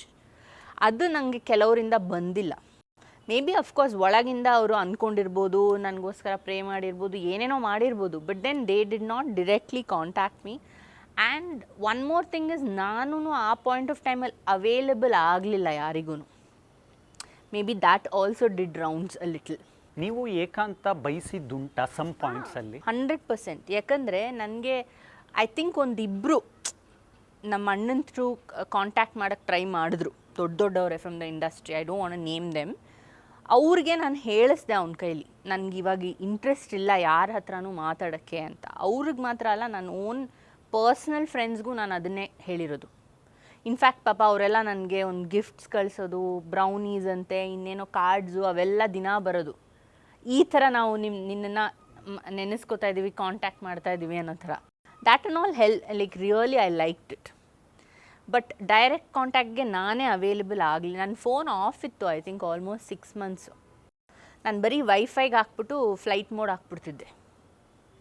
So I can only see the net ಅಷ್ಟೇ, ಯಾರನ್ನೂ ಗಿಂಟ್ಯಾಕ್ಟ್ ಏನೂ ಇಲ್ಲ. ಬಿಕಾಸ್ ಹಂಗೆ ಇದ್ದಿದ್ದಕ್ಕೇ I could connect back to myself and get back on my feet. ಇಲ್ಲ ಅಂದಿದ್ರೆ ಕಷ್ಟ ಆಗಿರೋದು. ನಿಮ್ಮ ಡೆಡ್ಲಿ ಆದಿ ಬಾಂಡಿಂಗ್ ಹೆಂಗಿದೆ? Aadi is like a friend to me. ನಾವು ಎಕ್ಸಾಕ್ಟ್ ಹೆಂಗೆ ಬ್ರದರ್ಸ್ ಆ್ಯಂಡ್ ಸಿಸ್ಟರ್ಸ್ ಹೆಂಗಿದಾರೋ ಹಾಗೇನೆ. ಚಿಕ್ಕನಲ್ಲಿ ತುಂಬ ಜಗಳ ಆಡ್ತಿದ್ವಿ. ಅಂದರೆ ನಾನೊಂದು ಕಾಲೇಜಲ್ಲಿದ್ದಾಗ ಅವಾಗೆಲ್ಲ ಸಿಕ್ಕಾಪಟ್ಟೆ ಕಿತ್ತಾಡ್ತಿದ್ವಿ. ಆಮೇಲೆ ಇಟ್ ಬಿಕೇಮ್ ಲೈಕ್ ಮೆಚೋರಿಟಿ ಬಂದಮೇಲೆ ನಾವೀಗ ಫ್ರೆಂಡ್ಸ್ ಥರ. ಏನು ಎಲ್ಲ ಅರ್ಥ ಆಗುತ್ತೆ ನಮಗೂ. ಈಗ ಅವ್ನ ಪ್ರಾಬ್ಲಮ್ಸ್ ನನಗೆ ಅರ್ಥ ಆಗುತ್ತೆ, ನನ್ನ ಪ್ರಾಬ್ಲಮ್ಸ್ ಅವ್ನಿಗೆ ಅರ್ಥ ಆಗುತ್ತೆ. ಒಂದು ಅಡ್ವಾಂಟೇಜ್ ಏನಂದರೆ we both are in the industry. So ಇಂಡಸ್ಟ್ರೀಲಿ ಒಂದು ಸಪೋರ್ಟ್ ಇದೆ ಅನ್ನೋ ಥರ. It's not that we use each other for support, but ಎಲ್ಲೋ ಒಂದು ಬ್ಯಾಕ್ಗ್ರೌಂಡಲ್ಲಿ ಗೊತ್ತು that he is there in the industry. ಒಂದು ಕಡೆ ನಾನು okay I am also there for him ಅನ್ನೋದು ಗೊತ್ತು. ನಮ್ಮ ತಂದೆ ಅವ್ರು ಬೇರೆ ಲೀಗಿಗೆ ಹೋಗ್ತಾರೆ. ಸೊ ಅವ್ರನ್ನ ನಾವು ಎಲ್ಲದಕ್ಕೂ ಸಪೋರ್ಟ್ ಮಾಡೋಕ್ಕೆ ಕರಿತಾ ಇರೋಕ್ಕಾಗಲ್ಲ. But brother is always there. ಆ ಥರ ಒಂದು ಇಲ್ಲ. On a personal level we are just like friends. ಏನು ನಮಗೆ ಅಣ್ಣ ಆ ಥರ ಅವನ ತಂಗಿ ಆ ಥರ ಎಲ್ಲ ಇಲ್ಲವೇ ಇಲ್ಲ. Very friendly. Rajendra Singh Babu sir ಒಂದು ಇಂಟರ್ವ್ಯೂಗೆ ನಮ್ಮ ಆಫೀಸಿಗೆ ಬಂದಿರ್ತಾರೆ. ಬಂದ ತಕ್ಷಣ ಇಂಟರ್ವ್ಯೂ ಎಲ್ಲ ರೆಡಿ ಆಯಿತಾ, ಒಂದು ಶೂಟಿಂಗ್ ಸೆಟ್ಟಿಗೆ ಬಂದರೆ ಹೇಗೆ ಒಬ್ಬರು ಡೈರೆಕ್ಟರ್ ಇರ್ತಾರೆ ಅಷ್ಟು ಎನರ್ಜಿ ಇರುತ್ತೆ. ನಾನು ಆ್ಯಂಕರ್ ಆಗಿ ಎಲ್ಲ ಒಬ್ಬ ಮನುಷ್ಯನಾಗಿ ಯೋಚನೆ ಮಾಡಿದೆ. ಸುಮ್ಮನೆ ನಾವು ಒಂದೊಂದು ಸಲ ನನ್ನ ಕೈಯಲ್ಲಿ ಇದಾಗಲ್ಲ ಅದಾಗಲ್ಲ ಅಂದ್ಕೊಳ್ತಾ ಇರ್ತೀವಿ. ಈ ವಯಸ್ಸಲ್ಲೂ ಈ ಮನುಷ್ಯನಿಗೆ ಇಷ್ಟು ಸ್ಫೂರ್ತಿ ಉತ್ಸಾಹ ಇದೆಯಲ್ಲ ಹೇಗೆ ಅಂತ. ಅವರ ಬದುಕಿನ ಚಿತ್ರಣನ ಒಬ್ಬ ಮನುಷ್ಯರಾಗೆ ಹೇಗೆ ನೋಡ್ತೀರಾ ನೀವು? ಅದೇ ನಾನು ಫಸ್ಟ್ ಹೇಳಿದ್ದೇನು ಗೊತ್ತಾ, ಅವರೇ ನಮಗೆ ಹೇಳ್ಕೊಟ್ಟಿರೋದು that age is just a number ಅಂತ. ನಾವೇನು ಮಾಡ್ಕೋತೀವಿ ಗೊತ್ತಾ, the biggest problem with all of our youth is that ನಾವು ಒಂದೊಂದು ವರ್ಷ ಜಾಸ್ತಿ ಅಯ್ಯೋ ನಂಗೆ ಇಷ್ಟು ಏಜ್ ಆಗೋ, ಅಯ್ಯೋ ನನಗೆ age is just a number ಅಷ್ಟೇ. ಬಾಡಿಗೆ ಏಜ್ ಆಗೋದು, ನಮ್ಗೆ ಯಾವತ್ತೂ ಏಜ್ ಆಗಲ್ಲ. ನಮ್ಮ ಆತ್ಮ ಒಳಗಿಂದ ಹೆಂಗಿರುತ್ತೋ ಅದು ಫಸ್ಟಿಂದ ಹೆಂಗಿತ್ತೋ ಹಂಗೇ ಇರುತ್ತೆ. ಅಫ್ಕೋರ್ಸ್ ಬಾಡಿ ಈಸ್ ಪೆರಿಷಬಲ್, ಅದನ್ನು ನಾವು ಇಲ್ಲೇ ಬಿಟ್ಟು ಹೋಗ್ಬೇಕು, ಅದಕ್ಕೆ ವಯಸ್ಸಾಗ್ತಾ ಇರುತ್ತೆ ಹೊರತು ನೀವು ಒಳಗಿಂದ ಸ್ಟ್ರಾಂಗ್ ಆಗಿ ಯಂಗ್ ಆಗಿದ್ದರೆ ಬಾಡಿಗೂ ಏಜ್ ಆಗಲ್ಲ. ಅದು ಪ್ರೂವ್ ಆಗೋಗಿದೆ ಇವಾಗ. ಸೊ ಅವ್ರು ಹಾಗೆ, ಅವ್ರಿಗೆ ಎಷ್ಟೇ ಏಜ್ ಆದ್ರೂ ಅವರು he is very Young at heart and he never thinks I am become old. ಅದೆಲ್ಲ ಇಲ್ಲವೇ ಇಲ್ಲ. ಆ್ಯಂಡ್ ಅವರ ಬದುಕು ನನಗೆ ಡೆಫಿನೆಟ್ಲಿ ಒಂದು ಸ್ಫೂರ್ತಿಯಾಗಿದೆ. ನೀವು ಇನ್ಸ್ಪಿರೇಷನ್ನ ಎಲ್ಲಿ ಹುಡುಕ್ತಾ ಇರ್ತೀರ, ನಂಗೆ ಮನೆಯಲ್ಲೇ ಇದೆ. And he doesn't do anything mediocre ಲೆವೆಲಲ್ಲೇ. ಅದಕ್ಕೆ ನಾನು ತುಂಬ ಅದು ಇದು ಕೆಲಸ ಮಾಡಿಲ್ಲ ಇಲ್ಲಿ. ಇಲ್ಲ ಅಂದಿದ್ರೆ ಬಂದಿದ್ದನ್ನೆಲ್ಲ ಒಪ್ಕೊಂಡ್ಬಿಡ್ತಿದ್ದೆ ನಾನು. But since he is a perfectionist, ಆಮೇಲೆ ಕೆಲಸ ಅಂದರೆ ಈ ಲೆವೆಲ್ಗೆ ಇರಬೇಕು ಅಂತ ಸೆಟ್ ದ ಬಾರ್ ಹೈ ಅಲ್ವಾ, ಅದನ್ನು ನಾವು ಫಾಲೋ ಮಾಡಿರೋದು. ನಾನು ನಿಮ್ಮನ್ನು ಮಾತಾಡ್ಸೋದಕ್ಕಿಂತ ಮುಂಚೆ ನಾನು ತುಂಬ ಯೋಚನೆ ಮಾಡಿದೆ. ಏನಕ್ಕಂದರೆ ನಾನು ನಿಮ್ಮ ಕೆರಿಯರ್ ಗ್ರಾಫನ್ನು ನೋಡ್ಕೊಂಡು ಆಗಿರೋದ್ರಿಂದ ಆ ಯೋಚನೆಗಳು ಬಂತು. ಕೆಲವೊಂದನ್ನು ನಿರೂಪಕರಾಗಿ ನಮಗೂ ಕೆದಕೋದಕ್ಕೆ ಇಷ್ಟ ಇರೋದಿಲ್ಲ. ನನಗೆ ಈಗ ಕೂತಾಗ ನನಗೆ ಬೇಡ ಅಂದರೂ ಆ ಕಾರ್ ಆಕ್ಸಿಡೆಂಟ್ ನೆನಪಾಗ್ಬಿಡುತ್ತೆ. ಒಂದೊಂದು ಸಲ ನಿಮ್ಗೆ ಅನಿಸುತ್ತಾ ನಮ್ಮ ಟೈಮ್ ಕೆಟ್ಟು ನಾವು ಯಾವುದೋ ಜಾಗದಲ್ಲಿ ಇರ್ತೀವಿ ಅಂತ? ನನಗೆ ಫಸ್ಟ್ ಆಫ್ ಆಲ್ ಏನು ಗೊತ್ತಾ, ನಾನು ಥೆರಪಿ ಅಂತ ಏನು ಹೋಗಿರ್ತಾರೆ ಅದು ಒಂದಷ್ಟು ಸೆಷನ್ ಹೋದೆ. ಸೊ ಅದರಲ್ಲಿ ನನಗೆ ಫಸ್ಟ್ ಹೇಳ್ಕೊಟ್ಟಿದ್ದವ್ರು ಏನು ಅಂದರೆ, ನೀವು ಇದನ್ನು ಮನಸ್ಸಿಂದ ಡಿಲೀಟ್ ಮಾಡಬೇಕಾಗುತ್ತೆ ಅಂತ. This whole episode has to be deleted. ಈಗ ನೀವು ಸಿನಿಮಾದಲ್ಲಿ ಎಡಿಟಿಂಗ್ ಮಾಡ್ತೀರಲ್ಲ, ಇದಿಷ್ಟು ಬೇಡ ಅಂತ, ಅದನ್ನು ಡಿಲೀಟ್ ಮಾಡಿದ್ಮೇಲೆ ಮತ್ತೆ ಸೇರಿಸ್ಕೋತೀರಾ? ಇಲ್ಲ, ಹಾಗೇ ನಿಮ್ಮ ಲೈಫು ಅಂತ. So what I did, I actually deleted that. ಸೊ ನನಗೆ ಈ ಎಪಿಸೋಡೇ ತಲೆಗೆ ಬರಲ್ಲ ಈಗ. And whether it was good time or bad time or whatever time, ಅದು ನಾವು ಹೇಳೋಕ್ಕಾಗೋದಿಲ್ಲ. ಆ ಪಾಯಿಂಟ್ ಆಫ್ ಯಾರಿಗೆ ಗೊತ್ತು, ನಾನು ಆ ಪಾಯಿಂಟಲ್ಲಿ ಹೋಗ್ಬಿಟ್ಟಿದ್ದಿದ್ರೆ. So it is a good time that it saved me at least ಅಲ್ವಾ. So bad time good time ಅನ್ನೋದು ಏನಿಲ್ಲ, ಎಲ್ಲ ನಮ್ಮ ಮನಸ್ಸಲ್ಲೇ ಇರೋದು. ಈಗ ನಾನು ಸುಮ್ಮನೆ ಇರ್ತೀನಿ, ಯಾರ ಲೈಫ್ಗೂ ಕಾಲಿಡಲ್ಲ ನಾನು. ಆದರೆ ಒಂದೊಂದು ಸಲ ನನಗೆ ಗೊತ್ತಾಗುತ್ತೆ ನನ್ನ ಬೆನ್ನ ಹಿಂದೆ ಜನ ಮಾತಾಡ್ತಾ ಇದ್ದಾರೆ ಅಂತ. ಅವ್ರಿಗೂ ನನಗೂ ಯಾವುದೇ ಸಂಬಂಧಗಳು ಇರೋದಿಲ್ಲ. ಈಗ ರಿಷಿಕಾ ಅವ್ರಿಗೆ ಅನಿಸುತ್ತಾ ಈ ಪಾಯಿಂಟಲ್ಲಿ ಲೆಟ್ ಇಟ್ ಗೋ ಅಂತ? ಯಾವುದ್ರ ಬಗ್ಗೆ? ಅಂದರೆ ನಮ್ಮ ಬಗ್ಗೆ ಯಾರೋ ಮಾತಾಡ್ತಾ ಇದ್ದಾರೆ ಅಂದರೆ ಅದನ್ನ ಅಲ್ಲಿಗೆ ಬಿಟ್ಟು ಮುಂದುವರಿಯೋಣ ಅಂತ. That is non stop. ಈ ಜಗತ್ತಲ್ಲಿ ನಿಮ್ಮ ಬಗ್ಗೆ ಯಾರೋ ಒಬ್ರು ಮಾತಾಡ್ತಾ ಇದ್ದಾರೆ ಅಂದರೆ you should be happy. Because ನೀವು ಅಷ್ಟು ಇಂಪಾರ್ಟೆಂಟ್ ಟಾಪಿಕ್ ಅಲ್ಲ. ಅವ್ರ ಲೈಫಲ್ಲಿ ನಿಮಗೆ ಅಷ್ಟು ಜಾಗ ಕೊಟ್ಟು ಅಷ್ಟು ಸ್ಕ್ರೀನ್ ಟೈಮ್ ಕೊಡ್ತಾ ಇದ್ದಾರೆ ಅಂದರೆ you should be very big person in their life. So ಅದನ್ನು ನೀವು ಒಳ್ಳೆದಾರು ಆಗಲಿ, any publicity is good publicity. ಇದು ನಾವು ಫಸ್ಟ್ ಕಲ್ತಿರ್ತೀವಿ ಸಿನಿಮಾ ಇಂಡಸ್ಟ್ರಿಗೆ ಬಂದ ತಕ್ಷಣ. ಸೊ ಯಾರೋ ನಿಮ್ಮ ಬಗ್ಗೆ ಮಾತಾಡ್ತಿದ್ರೆ ಖುಷಿ ಪಡಿ ಅದ್ರ ಬಗ್ಗೆ, whether it is good or bad. ಕೆಲವ್ರಿಗೆ ಏನು ಗೊತ್ತಾ, ಅದು ಅವ್ರ ಪ್ರಾಬ್ಲಮ್ ಇರುತ್ತೆ. ಈಗ ನನಗೊಬ್ರು ಇಷ್ಟ ಅಂದರೆ ನನಗೆ ಅವ್ರ ಬಗ್ಗೆ ಒಳ್ಳೇದು ಮಾತಾಡೋಕ್ಕೆ ನನ್ನ ಮನಸ್ಥಿತಿ ಬಿಡ್ತಾ ಇರಲ್ಲ. ನಂಗೆ ಅವ್ರು ಇಷ್ಟನೇ. ಬಟ್ ನಾನು ಹೆಂಗೆ ಗೊತ್ತಾ, ಅಯ್ಯೋ ಇವಳು ಹೆಂಗೆ ಬಟ್ಟೆ ಹಾಕೋತಾಳೆ ನೋಡು, ಅವಳು ಯಾಕೆ ಹಂಗಿದ್ದಾಳೆ, ಅವಳು ಯಾಕೆ ಹಂಗೆ ಆಡ್ತಾಳೆ, ಹಿಂಗೆಲ್ಲ. ಅದರ ಒಳಗಿಂದ ನನಗೆ ಅವರು she'll be like an idol for me, ಈ ಥರ. ಸೊ ಅವ್ರವ್ರ ಮನಸ್ಥಿತಿಯಿಂದ ಅವ್ರು ನಿಮ್ಮ ಬಗ್ಗೆ ಒಳ್ಳೇದು ಮಾತಾಡೋಕೆ ಆಗ್ತಾ ಇಲ್ಲ. That doesn't mean that they don't follow you. Or they don't like you. In fact ನನಗೆ ಎಷ್ಟೊಂದು ಜನ ಗೊತ್ತು, ಸಿನಿಮಾ ಆ್ಯಕ್ಟರ್ಸ್ದೆಲ್ಲ ಫ್ಯಾನ್ಸ್ ಇರ್ತಾರೆ, ಆದರೆ ಟಿ ವಿ ಮುಂದೆ ಕೂತ್ಕೊಂಡಾಗ ಇವಳೇನು ಹಿಂಗಿದ್ದಾಳೆ, ಇವಳೇನು ಹಿಂಗೆ ಡ್ಯಾನ್ಸ್ ಮಾಡ್ತಾಳೆ, ಇವಳೇನು ಇಷ್ಟು ಕೆಟ್ಟದಾಗಿದ್ದಾಳೆ, ಒಳಗೋಗಿ ಅವಳನ್ನೇ ಕೂತ್ಕೊಂಡು ನೋಡಿರ್ತಾರೆ. ಅಂದರೆ they are fans but critics in an other way ಅಷ್ಟೇ. ನೀವು ರಗಳೆ ವಿತ್ ರಿಷಿಕಾ ಮಾಡೋವಾಗ ಒಂದಷ್ಟು ಪರ್ಸ್ನಾಲಿಟಿಗಳನ್ನ ನೀವು ಪರ್ಸನಲ್ಲಾಗೂ ಕೂಡ ನೋಡ್ತಾ ಬಂದಿದ್ರಿ.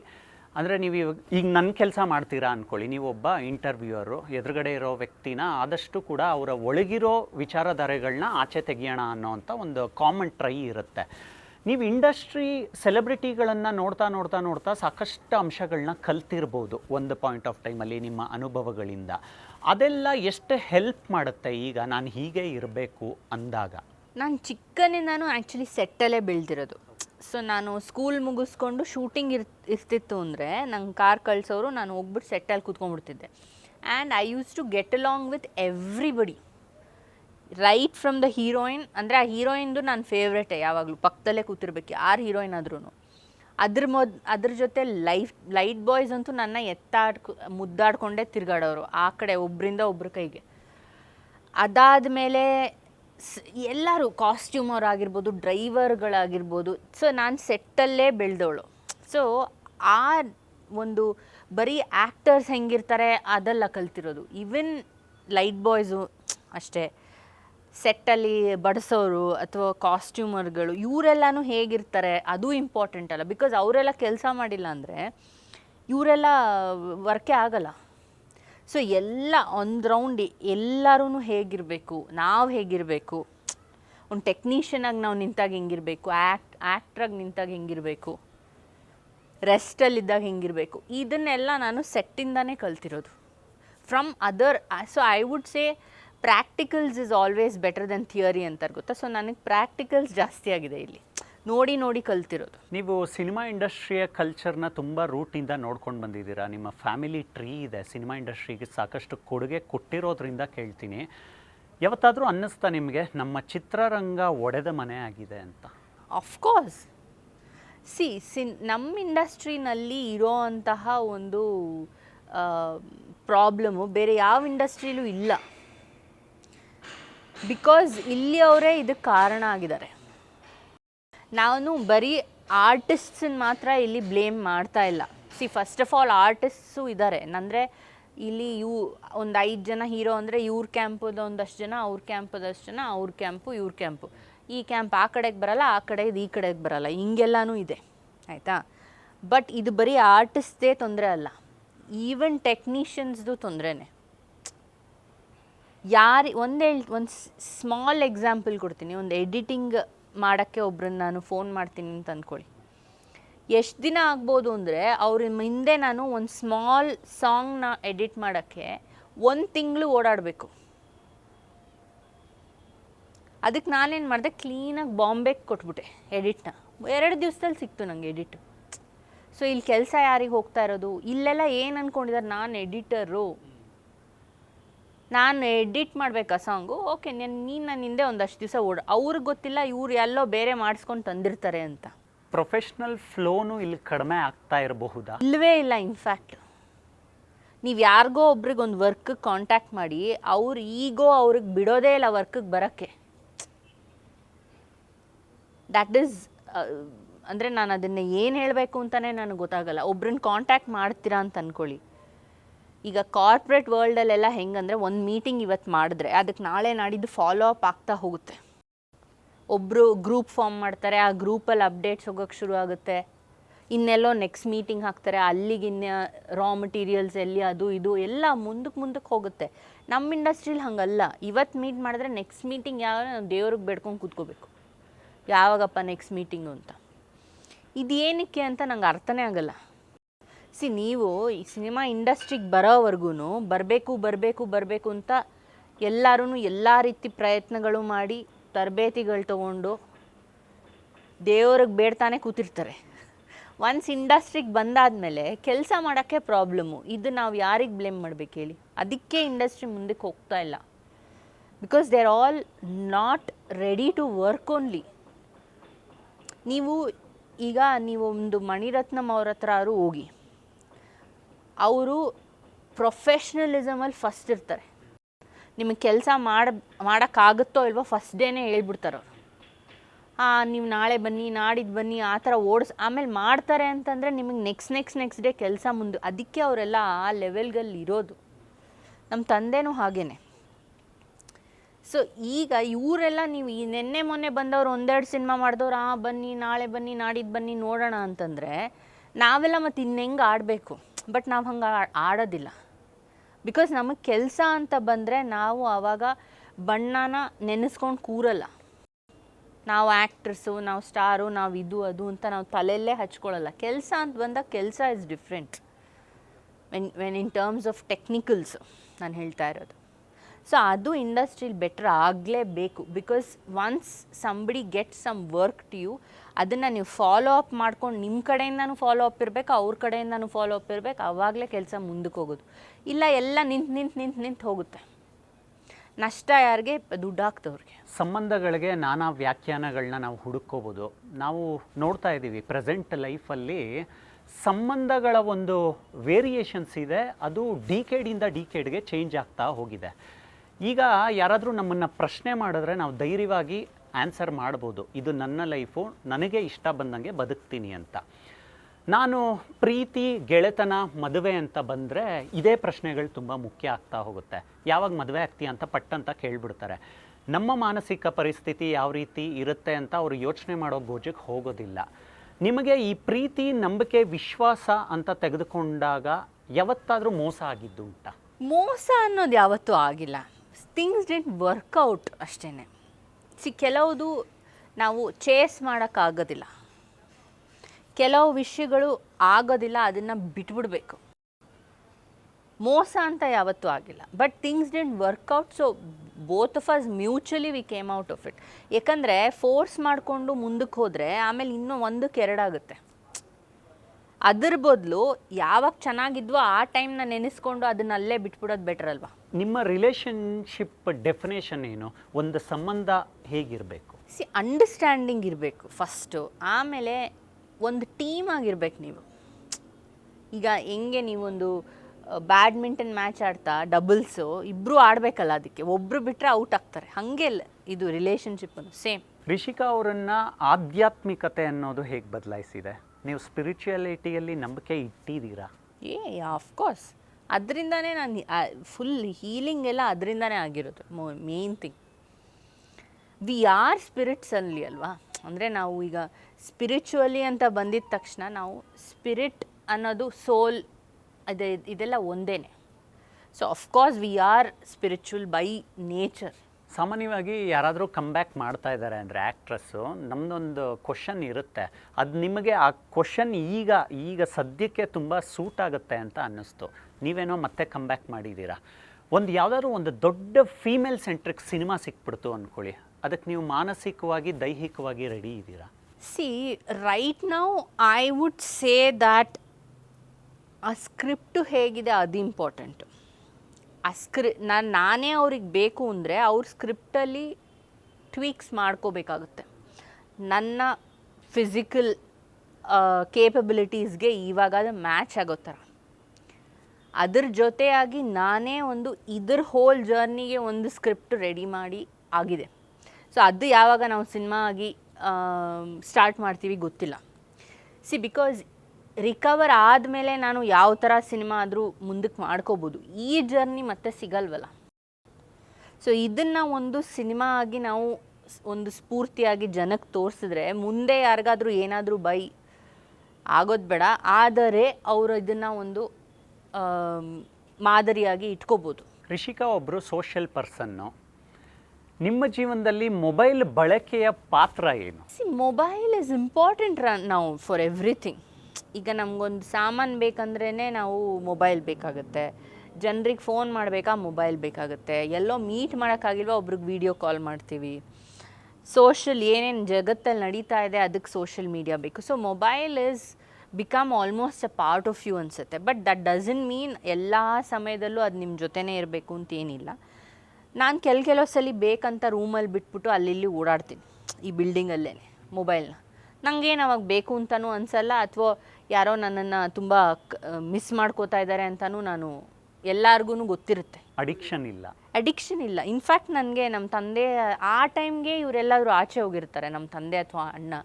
ನಿನ್ಗೆ ಎಷ್ಟು ಫೋನ್ ಮಾಡೋದು, ನಿನ್ನ ಫೋನೇ ಎತ್ತಲ್ಲ ಅಂತ ಅವರು ಇದು ಮಾಡಿ, ನನ್ನ ಹತ್ರ ಫೋನೇ ಇರಲ್ಲ. ಸೊ ನಾನು ಅಷ್ಟು ಅಡಿಕ್ಷನು ಇಲ್ಲ. ಸೊ ನನಗೆ ಇವಾಗ ನೀವೆಲ್ಲೋ ಕರ್ಕೊಂಡೋಗಿ ಒಂದು ಫೋನ್ ಇಲ್ದಲೇ 3 ದಿವಸ ಬಿಟ್ಟರೆ ನಾನು ಆರಾಮಾಗಿ ಇದ್ಕೋತೀನಿ, ತೊಂದರೆನೇ ಇಲ್ಲ. But when I am connected to it, social media ಅವು ಇವು ಎಲ್ಲ ಈಗ ವರ್ಕಿಗೆ ಬಂದಮೇಲೆ ಅದು ಬೇಕಾಗುತ್ತೆ. You cannot say I don't want phone only ಅಂತ. So balance is important. Social media ಬಗ್ಗೆ ನೀವೇ ಮಾತಾಡಿದ್ರೆ, ಈಗ AI ಬಂದುಬಿಟ್ಟಿದೆ, ಯಾವುದು ಒರಿಜಿನಲ್ ಯಾವುದು ಡೂಪ್ಲಿಕೇಟು ನಮಗೆ ಗೊತ್ತಾಗಲ್ಲ. ಈ ಎಲ್ಲ ಬೆಳವಣಿಗೆಗಳನ್ನು ಅಬ್ಸರ್ವ್ ಮಾಡೋವಾಗ ನಿಮಗೆ ಟೆನ್ಷನ್ ಆಗುತ್ತಾ, ಏನಿದು ಹೀಗೆಲ್ಲ ಹೋಗ್ತಾ ಇದೆಯಲ್ಲ ಅಂತ? ಇಲ್ಲವೇ ಇಲ್ಲ. I think AI is very much important and I love AI. ಸಖತ್ತಾಗಿ ಒಂದು ಅಂದರೆ ಅದಕ್ಕೆ ಈಗ ಏನು ಗೊತ್ತಾ, ನಾವೆಲ್ಲ ಫ್ಯಾಮಿಲೀಸ್ ಜೊತೆ ಇದ್ದೀವಿ, ಇಟ್ಸ್ ಫೈನ್. ಬಟ್ ಏನು ಗೊತ್ತಾ, ಇವತ್ತಿನ ಒಂದು ಕಾಲಕ್ಕೆ ಫ್ಯಾಮಿಲೀಸ್ ಜೊತೆ ಇದ್ರೂ ನಾವು ಎಷ್ಟು ಹೋಗಿ ಎಲ್ಲ ಪ್ರಾಬ್ಲಮ್ಸ್ನೂ ಅವ್ರ ಹತ್ರ ಡಿಸ್ಕಸ್ ಮಾಡ್ತೀವ? ಆಗೋದಿಲ್ಲ. ಬಿಕಾಸ್ ಅವ್ರ ಲೈಫಲ್ಲೇ ಅವ್ರಿಗೆ ಪ್ರಾಬ್ಲಮ್ಸ್ ಇದೆ. ಅದನ್ನು ಬಂದು ಅವ್ರು ನಮಗೆ ಹೇಳ್ತಾನೆ ಇರೋಕ್ಕಾಗೋದಿಲ್ಲ. ಈಗ ಒಂದು ಸಿಂಪಲ್ ಅಂದರೆ, ನನಗೆ ಈ ಬಾಡಿ ಲೋಷನ್ ತೊಗೊಳ್ಳ, ಈ ಬಾಡಿ ಲೋಷನ್ ತೊಗೊಳ್ಳ, ಇದೇ ಒಂದು ಸಿಂಪಲ್ ಪ್ರಾಬ್ಲಮ್ ನನಗೆ. ಅದನ್ನೆಲ್ಲ ಹೋಗಿ ನಾನು ಡಿಸ್ಕಸ್ ಮಾಡ್ಕೊಂಡು ಕೂತ್ಕೊಳ್ಳೋಕ್ಕಾಗ, ಯಾವ್ದು ಬೇಕದು ತೊಗೊ ಅಂದ್ಬಿಡ್ತಾರೆ. ನಾರ್ಮಲ್ ಭಾಷೆ ಇದು. ಅದೇ ನೀವು AIಗೆ ಅದನ್ನೆಲ್ಲ ಕೂತ್ಕೊಂಡು ಕೇಳ್ಬೋದು. ಅಂದರೆ ನಿಮ್ಮ ಜೊತೆನೇ ನೀವು ಮಾತಾಡೋಕ್ಕೊಂದು AI ಇದೆ ಇವಾಗ.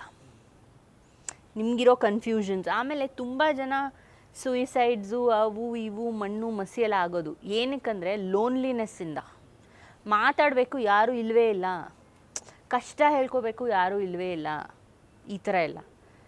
ಅದರಿಂದ ಜನ ಹೋಗೇ ಬಿಟ್ಟಿದ್ದಾರೆ. ಬಿಕಾಸ್ ಅದೊಂದು ಇದದು ಏನಂತಾರೆ, ಒಳಗಿಂದ ನಿಮ್ಮನ್ನು ತಿನ್ಬಿಡುತ್ತೆ, ಆ ಥರ ಒಂದು ಪ್ರಾಬ್ಲಮ್ ಅದು.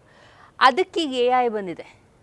ಅದ್ರ ಬಗ್ಗೆನೂ ನೀವು ಮಾತಾಡ್ಕೋಬೋದು, ನನಗೆ ಈ ಥರ ಪ್ರಾಬ್ಲಮ್ ಇದೆ, ಅದಕ್ಕೆ ಸೊಲ್ಯೂಷನ್. ಅಂದರೆ ನಿಮಗೆ ಕಾನ್ಸ್ಟೆಂಟಾಗಿ ಯಾರೋ ಒಬ್ಬರು ಈ girlfriend boyfriend culture ಹೋಗ್ಬಿಡುತ್ತೆ ಇವಾಗ. ನಮ್ಮ ಸೋಷಿಯಲ್ ಮೀಡಿಯಾ ಲಾಸ್ಗಳು ನೆನಪಾಗುತ್ತೆ. ಯಾರ್ದೋ ಕೈಯಲ್ಲಿ ಮೊಬೈಲ್ ಇರುತ್ತೆ, ನಾವು ಯಾವುದೋ ಒಂದು ಪೋಸ್ಟ್ ಹಾಕ್ತೀವಿ, ಅವ್ರಿಗೆ ಟೈಮೂ ಇದೆ, ಕೆಲಸ ಇಲ್ಲ ಅಂದರೆ ಅವ್ರಿಗೆ ಬೇಕಾಬಿಟ್ಟಿಯಾಗಿ ಮೆಸೇಜು ಹಾಕಿಬಿಡ್ತಾರೆ. ಅದರ ಇಂಪ್ಯಾಕ್ಟು ಆ ವ್ಯಕ್ತಿ ಮೇಲೆ ಯಾವ ರೀತಿ ಆಗುತ್ತೆ ಅಂತ ಯೋಚನೆ ಮಾಡೋದಕ್ಕೆ ಹೋಗೋದಿಲ್ಲ ಸಾಮಾನ್ಯವಾಗಿ. ಮತ್ತು ಅವ್ರಿಗೆ ಅದಕ್ಕೆ ಸರಿಯಾದ ಶಿಕ್ಷೆನೂ ಆಗೋದಿಲ್ಲ ನಮ್ಮ ದೇಶದಲ್ಲಿ. ಈ ಥರ ನೆಗೆಟಿವಿಟಿಗಳನ್ನು ರಿಷಿಕಾ ಅವರು ಹೇಗೆ ಫೇಸ್ ಮಾಡ್ತಾರೆ? ನಿಮಗೇನೋ ಖುಷಿ ಆಯಿತು, ಅದ್ರ ಬಗ್ಗೆ ನೀವು ಕಮೆಂಟ್ ಕೊಡಬೇಕು. ಅಥವಾ even if you want to criticise, there is a norm for that. Criticise with some ಅಂದರೆ ರೆಸ್ಪೆಕ್ಟ್ ಫಾರ್ ಯೋರ್ ಸೆಲ್ಫ್. ಈಗ ಏನಂದರೆ, ಒಂದು ನೆಗೆಟಿವ್ ಕಮೆಂಟ್ ಹಾಕಿದ ತಕ್ಷಣ ಆ ನೆಗೆಟಿವ್ ಕಮೆಂಟ್ ನನಗೆ it is not saying anything about me, who they commented about. It is saying about them. ಅವರ ಮನಸ್ಥಿತಿ ಹೇಗಿದೆ ಅನ್ನೋದು ಅದು ಗೊತ್ತಾಗ್ತದೆ. ಅವ್ರ ಮರ್ಯಾದೆನ ಅವರೇ ಕಳ್ಕೊತಾ ಇದ್ದಾರೆ ಅಷ್ಟೇ. ನಮಗೆಲ್ಲ it does not matter. And ಇನ್ನೊಂದು ಹೇಳ್ತೀನಿ ಕೇಳಿ, ನೆಗೆಟಿವ್ ಕಮೆಂಟ್ಸಿಂದ ಎಂಗೇಜ್ಮೆಂಟ್ ಜಾಸ್ತಿಯಾಗಿ ಆ ರೀಲ್ಗಿನ್ನೂ ಒಳ್ಳೆಯದೇ ಆಗುತ್ತೆ. So you are indirectly helping them ಅಷ್ಟೇ. Whether that's positive or negative comment doesn't matter. For algorithm is there engagement ಅಷ್ಟೇ ಬೇಕಾಗಿರೋದು. So I would like to thank them. Thank you ಅನ್ನೋಕ್ಕೆ ಇಷ್ಟಪಡ್ತೇನೆ. ಯಾಕಂದರೆ ಅವರಿಂದ ಎಂಗೇಜ್ಮೆಂಟ್ ಆಗಿ ರೀಲ್ ಬೆಳೀತಾ ಇದೆಯಲ್ಲ, ಅಥವಾ ಕಂಟೆಂಟ್ ಬೆಳೀತಾ ಇದೆಯಲ್ಲ. ನಾವು ಯಾವಾಗಲೂ ಡಿಸಿಪ್ಲಿನ್ಗಳ ಬಗ್ಗೆ ಮಾತಾಡ್ತೀವಿ. ಸಿನಿಮಾ ಇಂಡಸ್ಟ್ರಿಯಲ್ಲಿ 2 ಕಾಲಘಟ್ಟಗಳನ್ನ ಚಿಕ್ಕ ವಯಸ್ಸಿಂದ ನೋಡ್ಕೊಂಡು ಬಂದಿದ್ದೀರಾ ನೀವು. ಅವತ್ತು ವಿಷ್ಣು ಸರ್ ಇದ್ದರು, ಅಂಬಿ ಸರ್ ಇದ್ದರು, ಅಣ್ಣವರಿದ್ದರು. ಈಗ ಆಮೇಲೆ ಒಂದಷ್ಟು ಪೀರಿಯಡಲ್ಲಿ ಹೀರೋಗಳು ಬರ್ತಾರೆ, ಈಗ ಹೊಸ ಹೀರೋಗಳು ಬರ್ತಾ ಇದ್ದಾರೆ. ನಾವು 3 ಡೈಮೆನ್ಷನ್ಸ್ಗಳನ್ನ ನೋಡ್ಬೋದು. ನೀವು ವಿಷ್ಣು ಸರ್ರು, ಅಂಬಿ ಸರ್ ತೊಡೆ ಮೇಲೆ ಆಡಿ ಬೆಳೆದಿರ್ತೀರ ಚಿಕ್ಕ ವಯಸ್ಸಿಂದ. ಆ ಡಿಸಿಪ್ಲಿನ್ ಕಡಿಮೆ ಆಯಿತು ಅಂತ ಅನ್ಸುತ್ತಾ ಈಗಿನ ಸಿನಿಮಾ ಇಂಡಸ್ಟ್ರಿಯಲ್ಲಿ? ಡಿಸಿಪ್ಲಿನ್ ಕಡಿಮೆ ಆಯಿತು ಅನ್ನೋಕ್ಕಿಂತ ಟೆಕ್ನಿಷಿಯನ್ಸ್ ಕಡಿಮೆ ಆದರು. ಆ ರೀತಿ ಒಂದು ವರ್ಕ್, ಭಯ ಭಕ್ತಿ, ಅದನ್ನೇ ನಾನು ಆವಾಗಲೇ ಹೇಳಿದ್ದು. ಭಯ ಭಕ್ತಿ ಇಟ್ಕೊಂಡು ಟೈಮಿಗೆ ಬರ್ಕೊಂಡು ಫಾಲೋ ಅಪ್ ಮಾಡಿಕೊಂಡು ಈಗೋನ ಸೈಡಿಗೆ ಇಟ್ಕೊಂಡು ನಿಮ್ಮ ಪಾರ್ಟಿ ಲೈಫ್ನ ಕಟ್ಟಿಟ್ಟು ಇದನ್ನೆಲ್ಲ ಮಾಡ್ಕೊಂಡಿದ್ದಿದ್ದು, ಅದಕ್ಕೋಸ್ಕರ ಆ ಟೈಮಲ್ಲಿ ಸಿನಿಮಾ ಇಂಡಸ್ಟ್ರಿ ಮುಂದಕ್ಕೆ ಹೋಗಿತ್ತು. ಈಗ ಎಲ್ಲರಿಗೂ ಇದಿಷ್ಟೂ ಇಲ್ವಲ್ಲ, ಪ್ರೊಫೆಷ್ನಲಿಸಮ್ ಸತ್ತೋಗಿದೆ. ಸೊ ಅದರಿಂದ ಸಿನಿಮಾ ಇಂಡಸ್ಟ್ರಿ ಬೆಳೀತಾ ಇಲ್ಲ. ಬಿಕಾಸ್ ದ ಟೆಕ್ನಿಷಿಯನ್ಸ್ ಇಲ್ಲ. ಟೆಕ್ನಿಷಿಯನ್ಸ್ ಇದ್ರೂ ಅವರಿಗೆ ಒಂದು ಪ್ರೊಫೆಷ್ನಲಿಸಮ್ ಇಲ್ಲ. ಈಗೋ ಪ್ರಾಬ್ಲಮ್ ತುಂಬ ಎಷ್ಟಿದೆ ಇವಾಗ ಅಂತಂದರೆ, ಒಂದು ಕಂಟೆಂಟ್ ಕ್ರಿಯೇಟ್ರ್ ಇನ್ಸ್ಟಾಗ್ರಾಮಲ್ಲಿ ಅವ್ರನ್ನ ಮಾತಾಡ್ಸೋಕ್ಕೆ ಆಗೋದಿಲ್ಲ, ಈಗ ಹಂಗಿದೆ. But it's their loss only, ಅದು ಅವ್ರು ಅರ್ಥ ಮಾಡ್ಕೋತಾ ಇಲ್ಲ. ಆಮೇಲೆ ಇನ್ನೊಂದೇನಂತಂದರೆ ಪೇಮೆಂಟ್ಸ್ ಪ್ರಾಬ್ಲಮ್ಮು, ಫಿನಾನ್ಸಸ್ಸೇ ಇಲ್ಲ ಇಲ್ಲಿ. ಒಬ್ಬರಿಗೆ ಇಷ್ಟು ಅವರು ಕೋಟ್ ಮಾಡ್ತಾರೆ, ನನಗೆ ಎಕ್ಸ್ ಅಮೌಂಟ್ ಬೇಕು ಅಂತ, ಅಷ್ಟು ಕೊಡೋಕ್ಕೆ ನಮ್ಮಲ್ಲಿ ಇಲ್ಲ ಇವಾಗ. ಬೇಸಿಕಲಿ ಆವಾಗೆಲ್ಲ ಫಂಡ್ಸ್ ಬರ್ತಾಯಿತ್ತು ತುಂಬಾ, ಬಿಕಾಸ್ ಒಬ್ಬರು ಏನಂತಾರೆ ವಿಷ್ಣುವರ್ಧನ್ ಅವರಿದ್ದರು, ಅಂಬರೀಷ್ ಸರ್ ಇದ್ದರು, ಅಂಬರೀಷ್ ಮಾಮ ಇದ್ದರು, ಇವ್ರಿಗೆಲ್ಲರಿಗೂ ಒಂದು ಅಂದರೆ ಇವರ ಅಂದಿದ ತಕ್ಷಣ ದುಡ್ಡು ಬರೋದು, ಫಿನಾನ್ಷಿಯಲ್ಸು ಬರೋದು, ಜನ ದುಡ್ಡು ಹಾಕೋಕ್ಕೆ ರೆಡಿ ಆಗೋರು. ಇವಾಗ ಜನಕ್ಕೆ ದುಡ್ಡು ಹಾಕೋಕ್ಕೆ ಭಯ, ಏಕೆಂದರೆ ಇದು ಮುಂದೆ ಹೋಗುತ್ತಾ ನಿಂತೋಗುತ್ತಾ ಅಂತಲೇ ಗೊತ್ತಿಲ್ವಲ್ಲ, ಅವರು ಗ್ಯಾರಂಟಿನೇ ಇಲ್ವಲ್ಲ. ನಿಮಗೆ ಅನ್ನಿಸ್ತಾ ನನಗೆ ರಕ್ತದಲ್ಲಿ ಡೈರೆಕ್ಷನ್ ಇದೆ, ನಾನು ಹೆಡ್ ದಿ ಲಾಂಗ್ ರನ್ ಯಾವುದೋ ಒಂದು ಸಿನಿಮಾ ಡೈರೆಕ್ಷನ್ ಮಾಡಬೇಕು ಅಂತ? ಡೆಫಿನೆಟ್ಲಿ. ಅದೂ ನನಗೆ ವಿತೌಟ್ ಮೈ ನಾಲೆಜ್ ಬಂದಿದೆ. ನಾನು ಎಲ್ಲೋ ಒಂದು ಕಡೆ ಅದನ್ನು ಡೈರೆಕ್ಷನ್ ಕೋರ್ಸು ಮಾಡಿದ್ದೀನಿ, ಕಲ್ತಿದ್ದೀನಿ. ಆ್ಯಂಡ್ ಅಫ್ಕೋರ್ಸ್ ಅಪ್ಪ ಮಾಡೋದನ್ನ ನಾನು ನೋಡಿಕೊಂಡೇ ದೊಡ್ಡೋಳಾಗಿರೋಳು. ಹೇಗೆ ಶಾರ್ಟ್ ಇಡ್ತಾರೆ, ಹೇಗೆ ಒಂದು ಶಾರ್ಟ್ನ ಕಂಪ್ಲೀಟ್ ಮಾಡ್ತಾರೆ, ಮೈನ್ಯೂಟ್ ಡೀಟೇಲ್ಸ್ ಹೆಂಗೆ ಅದಕ್ಕೆ ಆ್ಯಡ್ ಆಗುತ್ತೆ, ಇದೆಲ್ಲನೂ I have learn from my childhood. But then direction ಅನ್ನೋದು ನಾನು ಆ್ಯಕ್ಟಿಂಗ್ ಅನ್ನೋದು ಮಾಡಬೇಕು ಅಂದ್ಕೊಂಡು ಬಂದವಳು, ಬಟ್ ಡಿರೆಕ್ಷನ್ ಮಾಡಬೇಕು ಅಂದ್ಕೊಂಡು ಬಂದಿಲ್ಲ ನಾನು, ಅದಾಗಿರೋದು. ಆಫ್ಟರ್ ಬಿಗ್ ಬಾಸ್ ಓನ್ಲಿ ನನಗೆ ಅರ್ಥ ಆಗಿದ್ದು ನನ್ನಲ್ಲೊಂದು ಡಿರೆಕ್ಟರ್ ಇತ್ತು ಅಂತ. ಆಮೇಲೆ ಶಾರ್ಟ್ ಒಂದು ತೆಗಿಯೋದಿದೆಯಲ್ಲ, ಅದು ಇಟ್ ಈಸ್ ನಾಟ್ ಈಸಿ. ಅಷ್ಟು ಜನರನ್ನ ನೀವು ಮೇಂಟೈನ್ ಮಾಡಿ ಒಂದು ಶಾರ್ಟ್ ತೆಗಿಬೇಕು ಅಂತಂದರೆ ಎಲ್ಲರ ಕತೆ ಅಲ್ಲ ಅದು. But if you can do it, you should do it. ಯಾಕಂದರೆ ಎಲ್ಲರೂ ಮಾಡೋಕ್ಕಾಗಲ್ವಲ್ಲ ಅದು, ನೀವು ಮಾಡೋಕ್ಕಾದ್ರೆ it is good. So I thought I could do it. ಈಗ ಈ ಸಾಂಗೇ ನಾವು ಶೂಟ್ ಮಾಡಿದ್ವಲ್ಲ, ಅದರಲ್ಲಿ ನಾನು ಆ್ಯಕ್ಚುಲಿ ಒಂದು ಬಿಹೈಂಡ್ ದ ಸೀನ್ಸ್ ಬಿಡಬೇಕು ಅಂತಿದ್ದೀನಿ. ನಮ್ಮ ಅಸೋಸಿಯೇಟ್ ಡೈರೆಕ್ಟ್ರು ವಾಯ್ಸ್ ಒಂದ್ಸಲಿ ಬರುತ್ತೆ, ಹಿಂಗಮ್ಮ ಹಂಗಮ್ಮ ಹಂಗಮ್ಮ ಹಿಂಗಮ್ಮ ಅಂತ ಅವರು ಪಾಪ ಮಾಡಿಸ್ತಾ ಇದ್ದಾರೆ. ಶಾರ್ಟ್ ಬರೋದೇ ಇಲ್ಲ, ಒಂದು ವಾಯ್ಸ್ ಬರಬೇಕು, ಆ ವಾಯ್ಸ್ ಆ ಪಾಯಿಂಟಿಗೆ ಬರೋದು. ಈಗ ರೆಡಿನ ಇದನ್ನು ಮಾಡಿ ಆ್ಯಕ್ಷನ್ ಕಟ್ಟು ಆ ವಾಯ್ಸಲ್ಲಿ ಆ ರೇಂಜಲ್ಲಿ ಬಂದರೆ ಕರೆಕ್ಟ್ ಶಾರ್ಟ್ ಬಂದಾಗಿರುತ್ತೆ. ನಾವು ತುಂಬ ಸಲ ಬ್ಯಾಂಕೇಬಲ್ ಸ್ಟಾರ್ಗಳ ಬಗ್ಗೆ ಮಾತಾಡ್ತೀವಿ. ನೀವು ಹೆಜ್ಜೆ ಹಾಕಿರೋದ್ರಿಂದ ನಾನು ಕೇಳ್ತೀನಿ ಈ ಪ್ರಶ್ನೆನ. ಪುನೀತ್ ರಾಜ್ಕುಮಾರ್ ಅವರು ನಮ್ಮನ್ನು ಬಿಟ್ಟು ಹೋಗಿದ್ದಾರೆ, ದರ್ಶನ್ ಅವರು ಪರಪ್ಪನ ಅಗ್ರಹಾರದಲ್ಲಿದ್ದಾರೆ. ಎರಡು ಇಂಟರ್ನಲ್ ಫೋರ್ಸ್ಗಳು ಕಡಿಮೆ ಆಯಿತು ಅಂತ ನಿಮಗೆ ಆಚೆ ನಿಂತ್ಕೊಂಡು ನೋಡಿದಾಗ ಅನ್ನಿಸ್ತಾ? ಇಲ್ಲ, ಎವ್ರಿಥಿಂಗ್ ಈಸ್ ಲೈಫ್ ಅಷ್ಟೇ. ಅಪ್ಪು ಅವರು ಅಫ್ಕೋರ್ಸ್ ನಮಗೆ ಬೇಜಾರಿದೆ, ಅವರು ಇಲ್ಲ ಅನ್ನೋದು ಎಲ್ಲರಿಗೂ ಬೇಜಾರಿದೆ. But then you cannot say that you cannot hold him and sit here. ಯಾರನ್ನು ನಾವು ಹಿಡಿದಿಟ್ಕೊಳ್ಳೋಕೆ ಆಗೋದಿಲ್ಲ. That is a big learning for us. That ಅದಕ್ಕೆ ನಾನು ಸ್ಟಾರ್ಟ್ ಮಾಡಿದಾಗಲೇ ನಿಮಗೆ ಡೆತ್ತಿಂದ ಸ್ಟಾರ್ಟ್ ಮಾಡಿದ್ದು. ಯಾಕಂದರೆ ಅದನ್ನು ನಾವು ಅವಾಯ್ಡ್ ಮಾಡೋಕ್ಕಾಗೋದಿಲ್ಲ. ಅದು ಯಾರೇ ಆಗಿರ್ಬೋದು, ಎಂಥ ದೊಡ್ಡ ವ್ಯಕ್ತಿ ಆಗಿದ್ರೂ ಅವರಿಗೆ ಡೆತ್ ಅನ್ನೋದು ಈ ಪಾಯಿಂಟಿಗೆ ಬರೆದಿದೆ ಅಂದರೆ ಅವ್ರು ಹೋಗಲೇಬೇಕದು. One way ಟಿಕೆಟೇ. ಅಲ್ಲಿ 5 ನಿಮಿಷ ಇರಿ, 10 ನಿಮಿಷ ಇರಿ, ಹಾಫ್ ಆನ್ ಅವರ್ ಇರಿ, ಆಗೋದಿಲ್ಲ ಅದು ನಮಗೂ ಹೌದು, ಅವ್ರಿಗೂ, ಎಲ್ಲರಿಗೂ ಈ ಜಗತ್ತಲ್ಲಿ ಬಂದ ತಕ್ಷಣ ಡೆತ್ ಒಂದನ್ನು ಮಿಸ್ ಮಾಡೋಕ್ಕಾಗೋದಿಲ್ಲ. ಸೊ ಅವರು ಅಫ್ಕೋರ್ಸ್ ಬೇಗ ಒಂದು ಹಿ ಹ್ಯಾಡ್ ಅ ಪ್ರಿಮೆಚೋರ್ ಅಂದರೆ ಪ್ರೀ ಏಜ್ ಡೆತ್ ಅಂತಲೇ ಹೇಳ್ಬೋದು. ಬಟ್ ಅವ್ರ ಲೈಫಲ್ಲಿ ಇದ್ದಿದ್ದು ಅವರ ಒಂದು ಅಷ್ಟೇ ಇತ್ತೇನೋ ಅವ್ರ ಲೈಫ್ ಲೈನು. ಅದು ನಾವು ಏನಕ್ಕೆ ಫೋಕಸ್ ಮಾಡಬೇಕು? ಅವ್ರು ಮಾಡಿರೋ ಕೆಲಸ ಇಲ್ಲಿವರೆಗೆ ಎಷ್ಟು ಸಿನಿಮಾ ಮಾಡಿದ್ದಾರೆ, ಆಮೇಲೆ ಎಷ್ಟು ಒಂದು ಸೂಪರ್ ಸ್ಟಾರ್ ಆಗಿದ್ದಾರೆ. ಅವರು ಹೋದಾಗ ಅಷ್ಟೊಂದು ಜನ ಬಂದರು, ಊರೂರಿಂದ ಬಂದರು, ಕೋಟಿಗಟ್ಟಲೆ ಜನ ಬಂದರು. ಸೊ ಅದನ್ನು ನಾವು ನೋಡ್ಬೇಕು. ಅಂದರೆ ಏನು ಮಾಡಿದ್ರು ಅವ್ರು ಇಲ್ಲಿದ್ದು, ಇಷ್ಟು ಬೇಗ ಹೋದರು, that is not the point. But what he has done, what he has left behind is a legacy. So I think that we should remember. ಅವ್ರ ವರ್ಕ್ನ, ಆಮೇಲೆ ಅವ್ರ ಒಳ್ಳೆತನನ, ಸಿಂಪ್ಲಿಸಿಟಿನ, ಅದನ್ನು ನಾವು ನೆನೆಸ್ಕೊಂಡಿದ್ರೆ ಸಾಕು. Life and death is part of life and death. Darshan ಅವರ ಇಲ್ಲದಿರುವಿಕೆನ ಹೇಗೆ ನೋಡ್ತೀರಾ ನೀವು? ಅವ್ರದ್ದು again it is all fate. ಕೆಲವುದು ನಾವೇನು ಅಂದ್ಕೊತೀವಿ ಗೊತ್ತಾ, ಕೆಲವುದು ನಮ್ಮ ಹಿಂದಿನ ಜನ್ಮದೆಲ್ಲ ಕರ್ಮಗಳಿರುತ್ತೆ. ಅದು ನನಗೂ ಈ ಒಂದು ಫುಲ್ ಜರ್ನಿಲಿ ಗೊತ್ತಾಯಿತು. ಸೊ ಆ ಹಿಂದಿನ ಜನ್ಮದ ಕರ್ಮಗಳನ್ನ ನಾವಿಲ್ಲಿ ಅನುಭವಿಸ್ಲೇಬೇಕು. There is no go from that.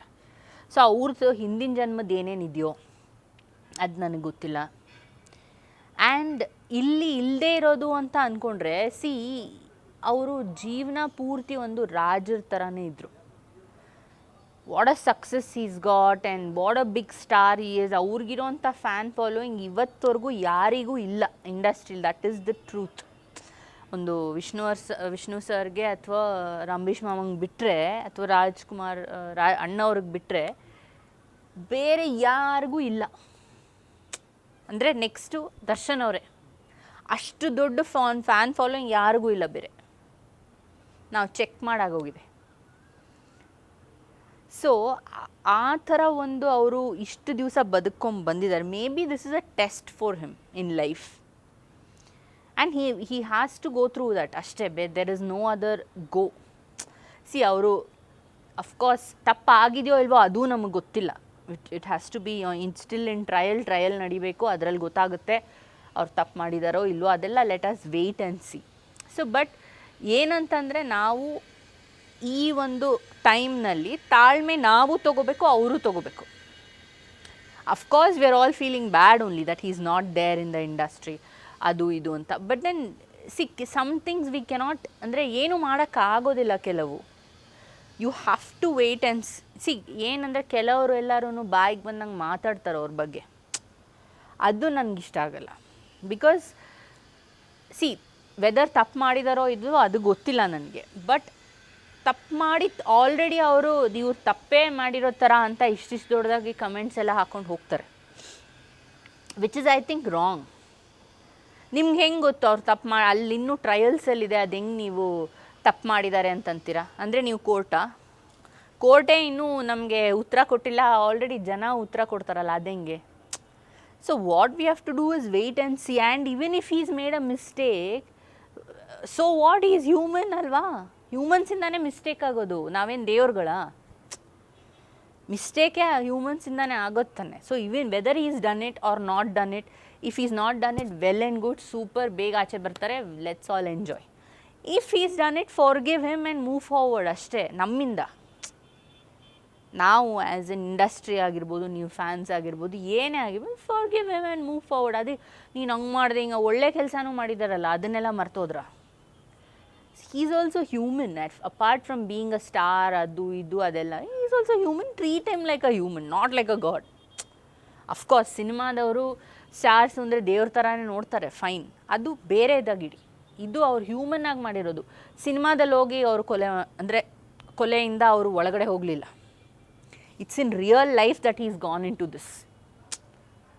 As a star ಬಂದು ಅವ್ರು ಏನೋ ಮಾಡಲಿಲ್ಲ. ಇದು ಅವ್ರ personal as a human even if is made, I am saying, ಅದು ನಮಗೆ ಗೊತ್ತಿಲ್ಲ whether he has made the mistake or he hasn't. I would say ನನ್ನ ಮನಸ್ಸಿಂದ ನನಗೇನೋ ಅವ್ರು ಏನೂ ಮಾಡೇ ಇಲ್ಲ ಅಂತಲೇ ಅನ್ಸೋದು ಯಾವಾಗಲೂ.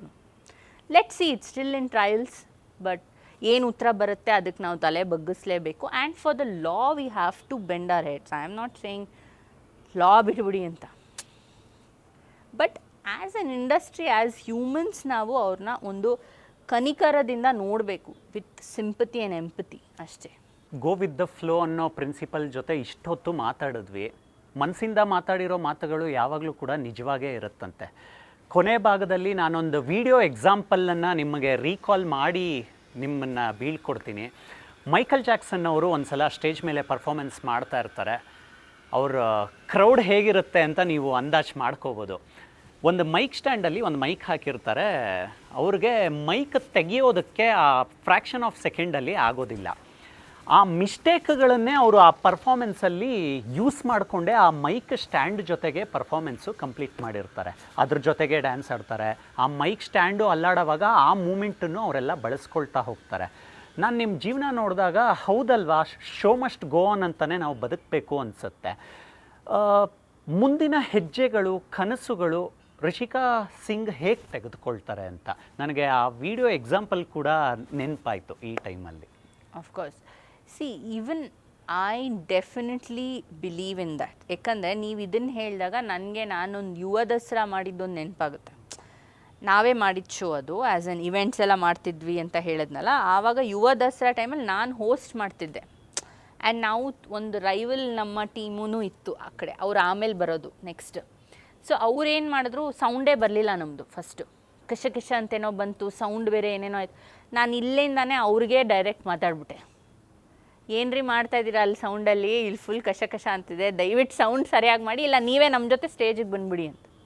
ಕ್ಲೀನಾಗಿ ಸೌಂಡ್ ರಿಪೇರ್ ಆಯಿತು, ಕರೆಕ್ಟಾಗಿ ಬಂತು ಅವಾಗ. ಸೊ ನಾವೇನಾದರೂ ಸ್ಟೇಜ್ ಮೇಲೆ ಗ್ಲಿಚ್ ಆದಾಗ we should use it in the stage only. ಅವಾಗ ಅದೇನು ಗೊತ್ತಾ, ಇನ್ನೂ ಚೆನ್ನಾಗಿ ಹಾಕ್ಕೊಂಡು ಹೋಗುತ್ತೆ, ಅದೇ ಬದುಕು. ಹಾಗೆಯೇ ನನ್ನ ಲೈಫಲ್ಲೂ ಅಷ್ಟೇ. ನಾನೇನು ಸ್ಟಿಕ್ ಇಟ್ಕೊಂಡು ನಡಿತೀನಿ, ನಡಿಯೋಕ್ಕೆ ಮತ್ತೆ ಕಲಿತಾ ಇದ್ದೀನಿ, ಆಲ್ ದ್ಯಾಟ್ ನಾನೊಂದು ಸ್ಟೈಲ್ ಸ್ಟೇಟ್ಮೆಂಟೇ ಮಾಡ್ಕೊಂಡಿದ್ದೀನಿ. ಯಾವುದನ್ನು ನಾನು ಹೀಗೆ ಬೇಜಾರು ನನಗೆ ಹಾಗೆ nothing like that. Everything is a personality.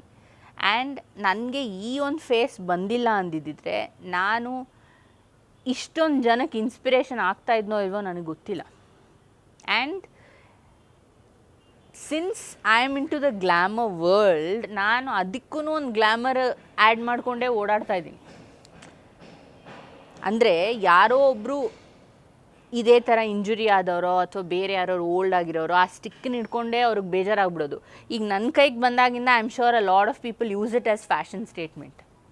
So ಹಾಗೆ ನಾವು when life gives you lemons make lemonade ಅಂತ ಕೇಳಿದ್ದೀರಲ್ವಾ, ಹಾಗೆ ನಮಗೆ ಏನಾದರೂ ಒಂದು ನಮ್ಮಲ್ಲಿ ಒಂದು ಕೊರತೆ ಇದೆ ಅಥವಾ ಒಂದು ಪ್ರಾಬ್ಲಮ್ ಇದೆ, ಏನೋ ಒಂದು ಕಮ್ಮಿ ಇದೆ ಅಂದಾಗ ಅದನ್ನೇ ನೀವು ಪ್ಲಸ್ ಮಾಡಿಕೊಂಡ್ರೆ ಅದು ಡಬಲ್ ಆಗ್ತಾ ಹೋಗುತ್ತೆ. ನಿಧಾನವಾಗಿ ನಡೆಯೋದಕ್ಕೆ ಶುರು ಮಾಡಿದ್ದೀರಾ. ನೀವು ತುಂಬ ಫಾಸ್ಟಾಗಿ ಓಡೋ ಥರ ಆಗಲಿ ಅನ್ನೋ ಆಶ್ವಾಸನೆಯ ಜೊತೆಗೆ ನಾನು ನಿಮ್ಮನ್ನು ಬೀಳ್ಕೊಡ್ತೀನಿ. Thank you so much for your time. Thank you so much. And ನಿಮ್ಮ ಒಂದು ನನ್ನೊಳಗಿನ ನಾನು ತುಂಬ ಅದು ನಾನು ಹಾಗೇ ತೋರಿಸಿದ್ದೀನಿ. It is how I am perfectly inside ಆಗಿರೋ ಒಂದು ರಿಷಿಕಾನ ನೀವು ನೋಡಿದ್ದೀರಾ, ಆ್ಯಸ್ ಅ ಮಿರರ್ ಅಷ್ಟೇ, ಇನ್ನೇನಿಲ್ಲ. ಆ್ಯಂಡ್ ನಮ್ಮ ಸಾಂಗ್ ಬೇಸಿಕಲಿ ನಮ್ಮ ಓಕೆ ಮಗ ಸಾಂಗ್ ಬಗ್ಗೆ ನಾನು ಒಂಚೂರು ಹೇಳೋಕ್ಕೆ ಇಷ್ಟಪಡ್ತೀನಿ. ನನ್ನ ಒಂದು ರಿಕವ್ರಿ ಜರ್ನಿ ಏನಿತ್ತು, ಒಂದು ಫಸ್ಟ್ ನನಗೆ ಈ ಆ್ಯಕ್ಸಿಡೆಂಟು ಅದು ಇದು ಎಲ್ಲ ಆಯ್ತಲ್ಲ, ಆ ಟೈಮ್ ಆದಮೇಲೆ ನನ್ನ ರಿಕವರಿಗೆಲ್ಲ ಬಂದ ಮೇಲೆ ತುಂಬ ಜನ ಮಾತಾಡ್ಕೊಂಡಿದ್ರಂತೆ, ಲೈಕ್ ದಿಸ್ ನನ್ನ ಕಿವಿಗೆ ಬಂತು. That I don't it does not matter to me, but ಅವರಿಗೆಲ್ಲ ಒಂದು ಉತ್ತರ ನಾನು ಇವತ್ತು ಕೊಡ್ಲಿಕ್ಕೆ ಇಷ್ಟಪಡ್ತೀನಿ. ಅಯ್ಯೋ ಇವಳು ಇನ್ನು ಬೆಡ್ ರಿಡನ್ ಅಂತೆ, ಇನ್ನು ಇವಳು ಎದ್ದೇಳೋಕ್ಕಾಗಲ್ವಂತೆ, ಇವಳು ಇಷ್ಟೇ ಅಂತೆ ಅಂತೆಲ್ಲ ಒಂದಷ್ಟು ಮಾತುಗಳು ಬಂದಿತ್ತು ಅಂತ ನನ್ನ ಕಿವಿಗೆ ಬಿದ್ದಿತ್ತು. ಸೊ ಅವರಿಗೆಲ್ಲರಿಗೂ ಈ ಸಾಂಗು ಒಂದು ಉತ್ತರ ಅಂತ ಹೇಳ್ತೀನಿ ನಾನು, first thing. And anybody who is going through a problem in life, ಒಂದು ಇಂಜುರಿ ಆಗಿರ್ಬೋದು, ಅಥವಾ ನೀವು ಹುಷಾರಿಲ್ಲದೆ ಬೆಡ್ ಮೇಲೆ ಮಲ್ಕೊಂಡಿದ್ದನ್ನು ನೋಡ್ತಾ ಇರ್ಬೋದು, ಅಥವಾ ಏನೋ ತುಂಬ ಜೀವನದಲ್ಲಿ ಜಿಗುಪ್ಸೆ ಬಂದವರು, I would like to say as a person who is gone through this, that there is a better future, there is better hope, there is a ray of sunshine waiting for you. ಇದು ಒಂದು ನಿಮ್ಮ patience ಆಗಿ ದೇವ್ರ ಧ್ಯಾನ ಮಾಡ್ಕೊಂಡು ಕೂತ್ಕೊಳ್ಳೋ ಕಾಲ ಅಂದ್ಕೊಂಡು ಕೂತ್ಕೊಳ್ಳಿ, ಮುಂದಕ್ಕೆಲ್ಲ ಒಳ್ಳೆಯದಾಗುತ್ತೆ. ನಮ್ಮ ಸಾಂಗ್ ನೋಡಿ, ದಯವಿಟ್ಟು ಓಕೆ ಮಗನ ಹೋಗಿ ನೋಡಿ. ನನ್ನ 5 years ಜರ್ನಿ ಅದು ಹೇಗೆ ಕಮ್ ಬ್ಯಾಕ್ ಆಗ್ಬೋದು ಅಂತ ಒಂದು ಜಾಗದಿಂದ ಅಂತ. So take that as your inspiration. And thanks a lot ನಿಮ್ಮ ನ್ಯೂಸ್ ಬೀಟ್ಗೂ, ಕಾರ್ತಿಕ್ ಅವರೇ ನಿಮಗೂ ಥ್ಯಾಂಕ್ ಯು ಸೋ ಮಚ್. ನನ್ನ ಒಂದು ಮಾತುಗಳನ್ನ ಜನರಿಗೆ ಮುಟ್ಟಿಸಿದ್ದಕ್ಕೆ, ನನ್ನೊಳಗಿನ ನಾನು ಥ್ಯಾಂಕ್ ಯು ಮಗ.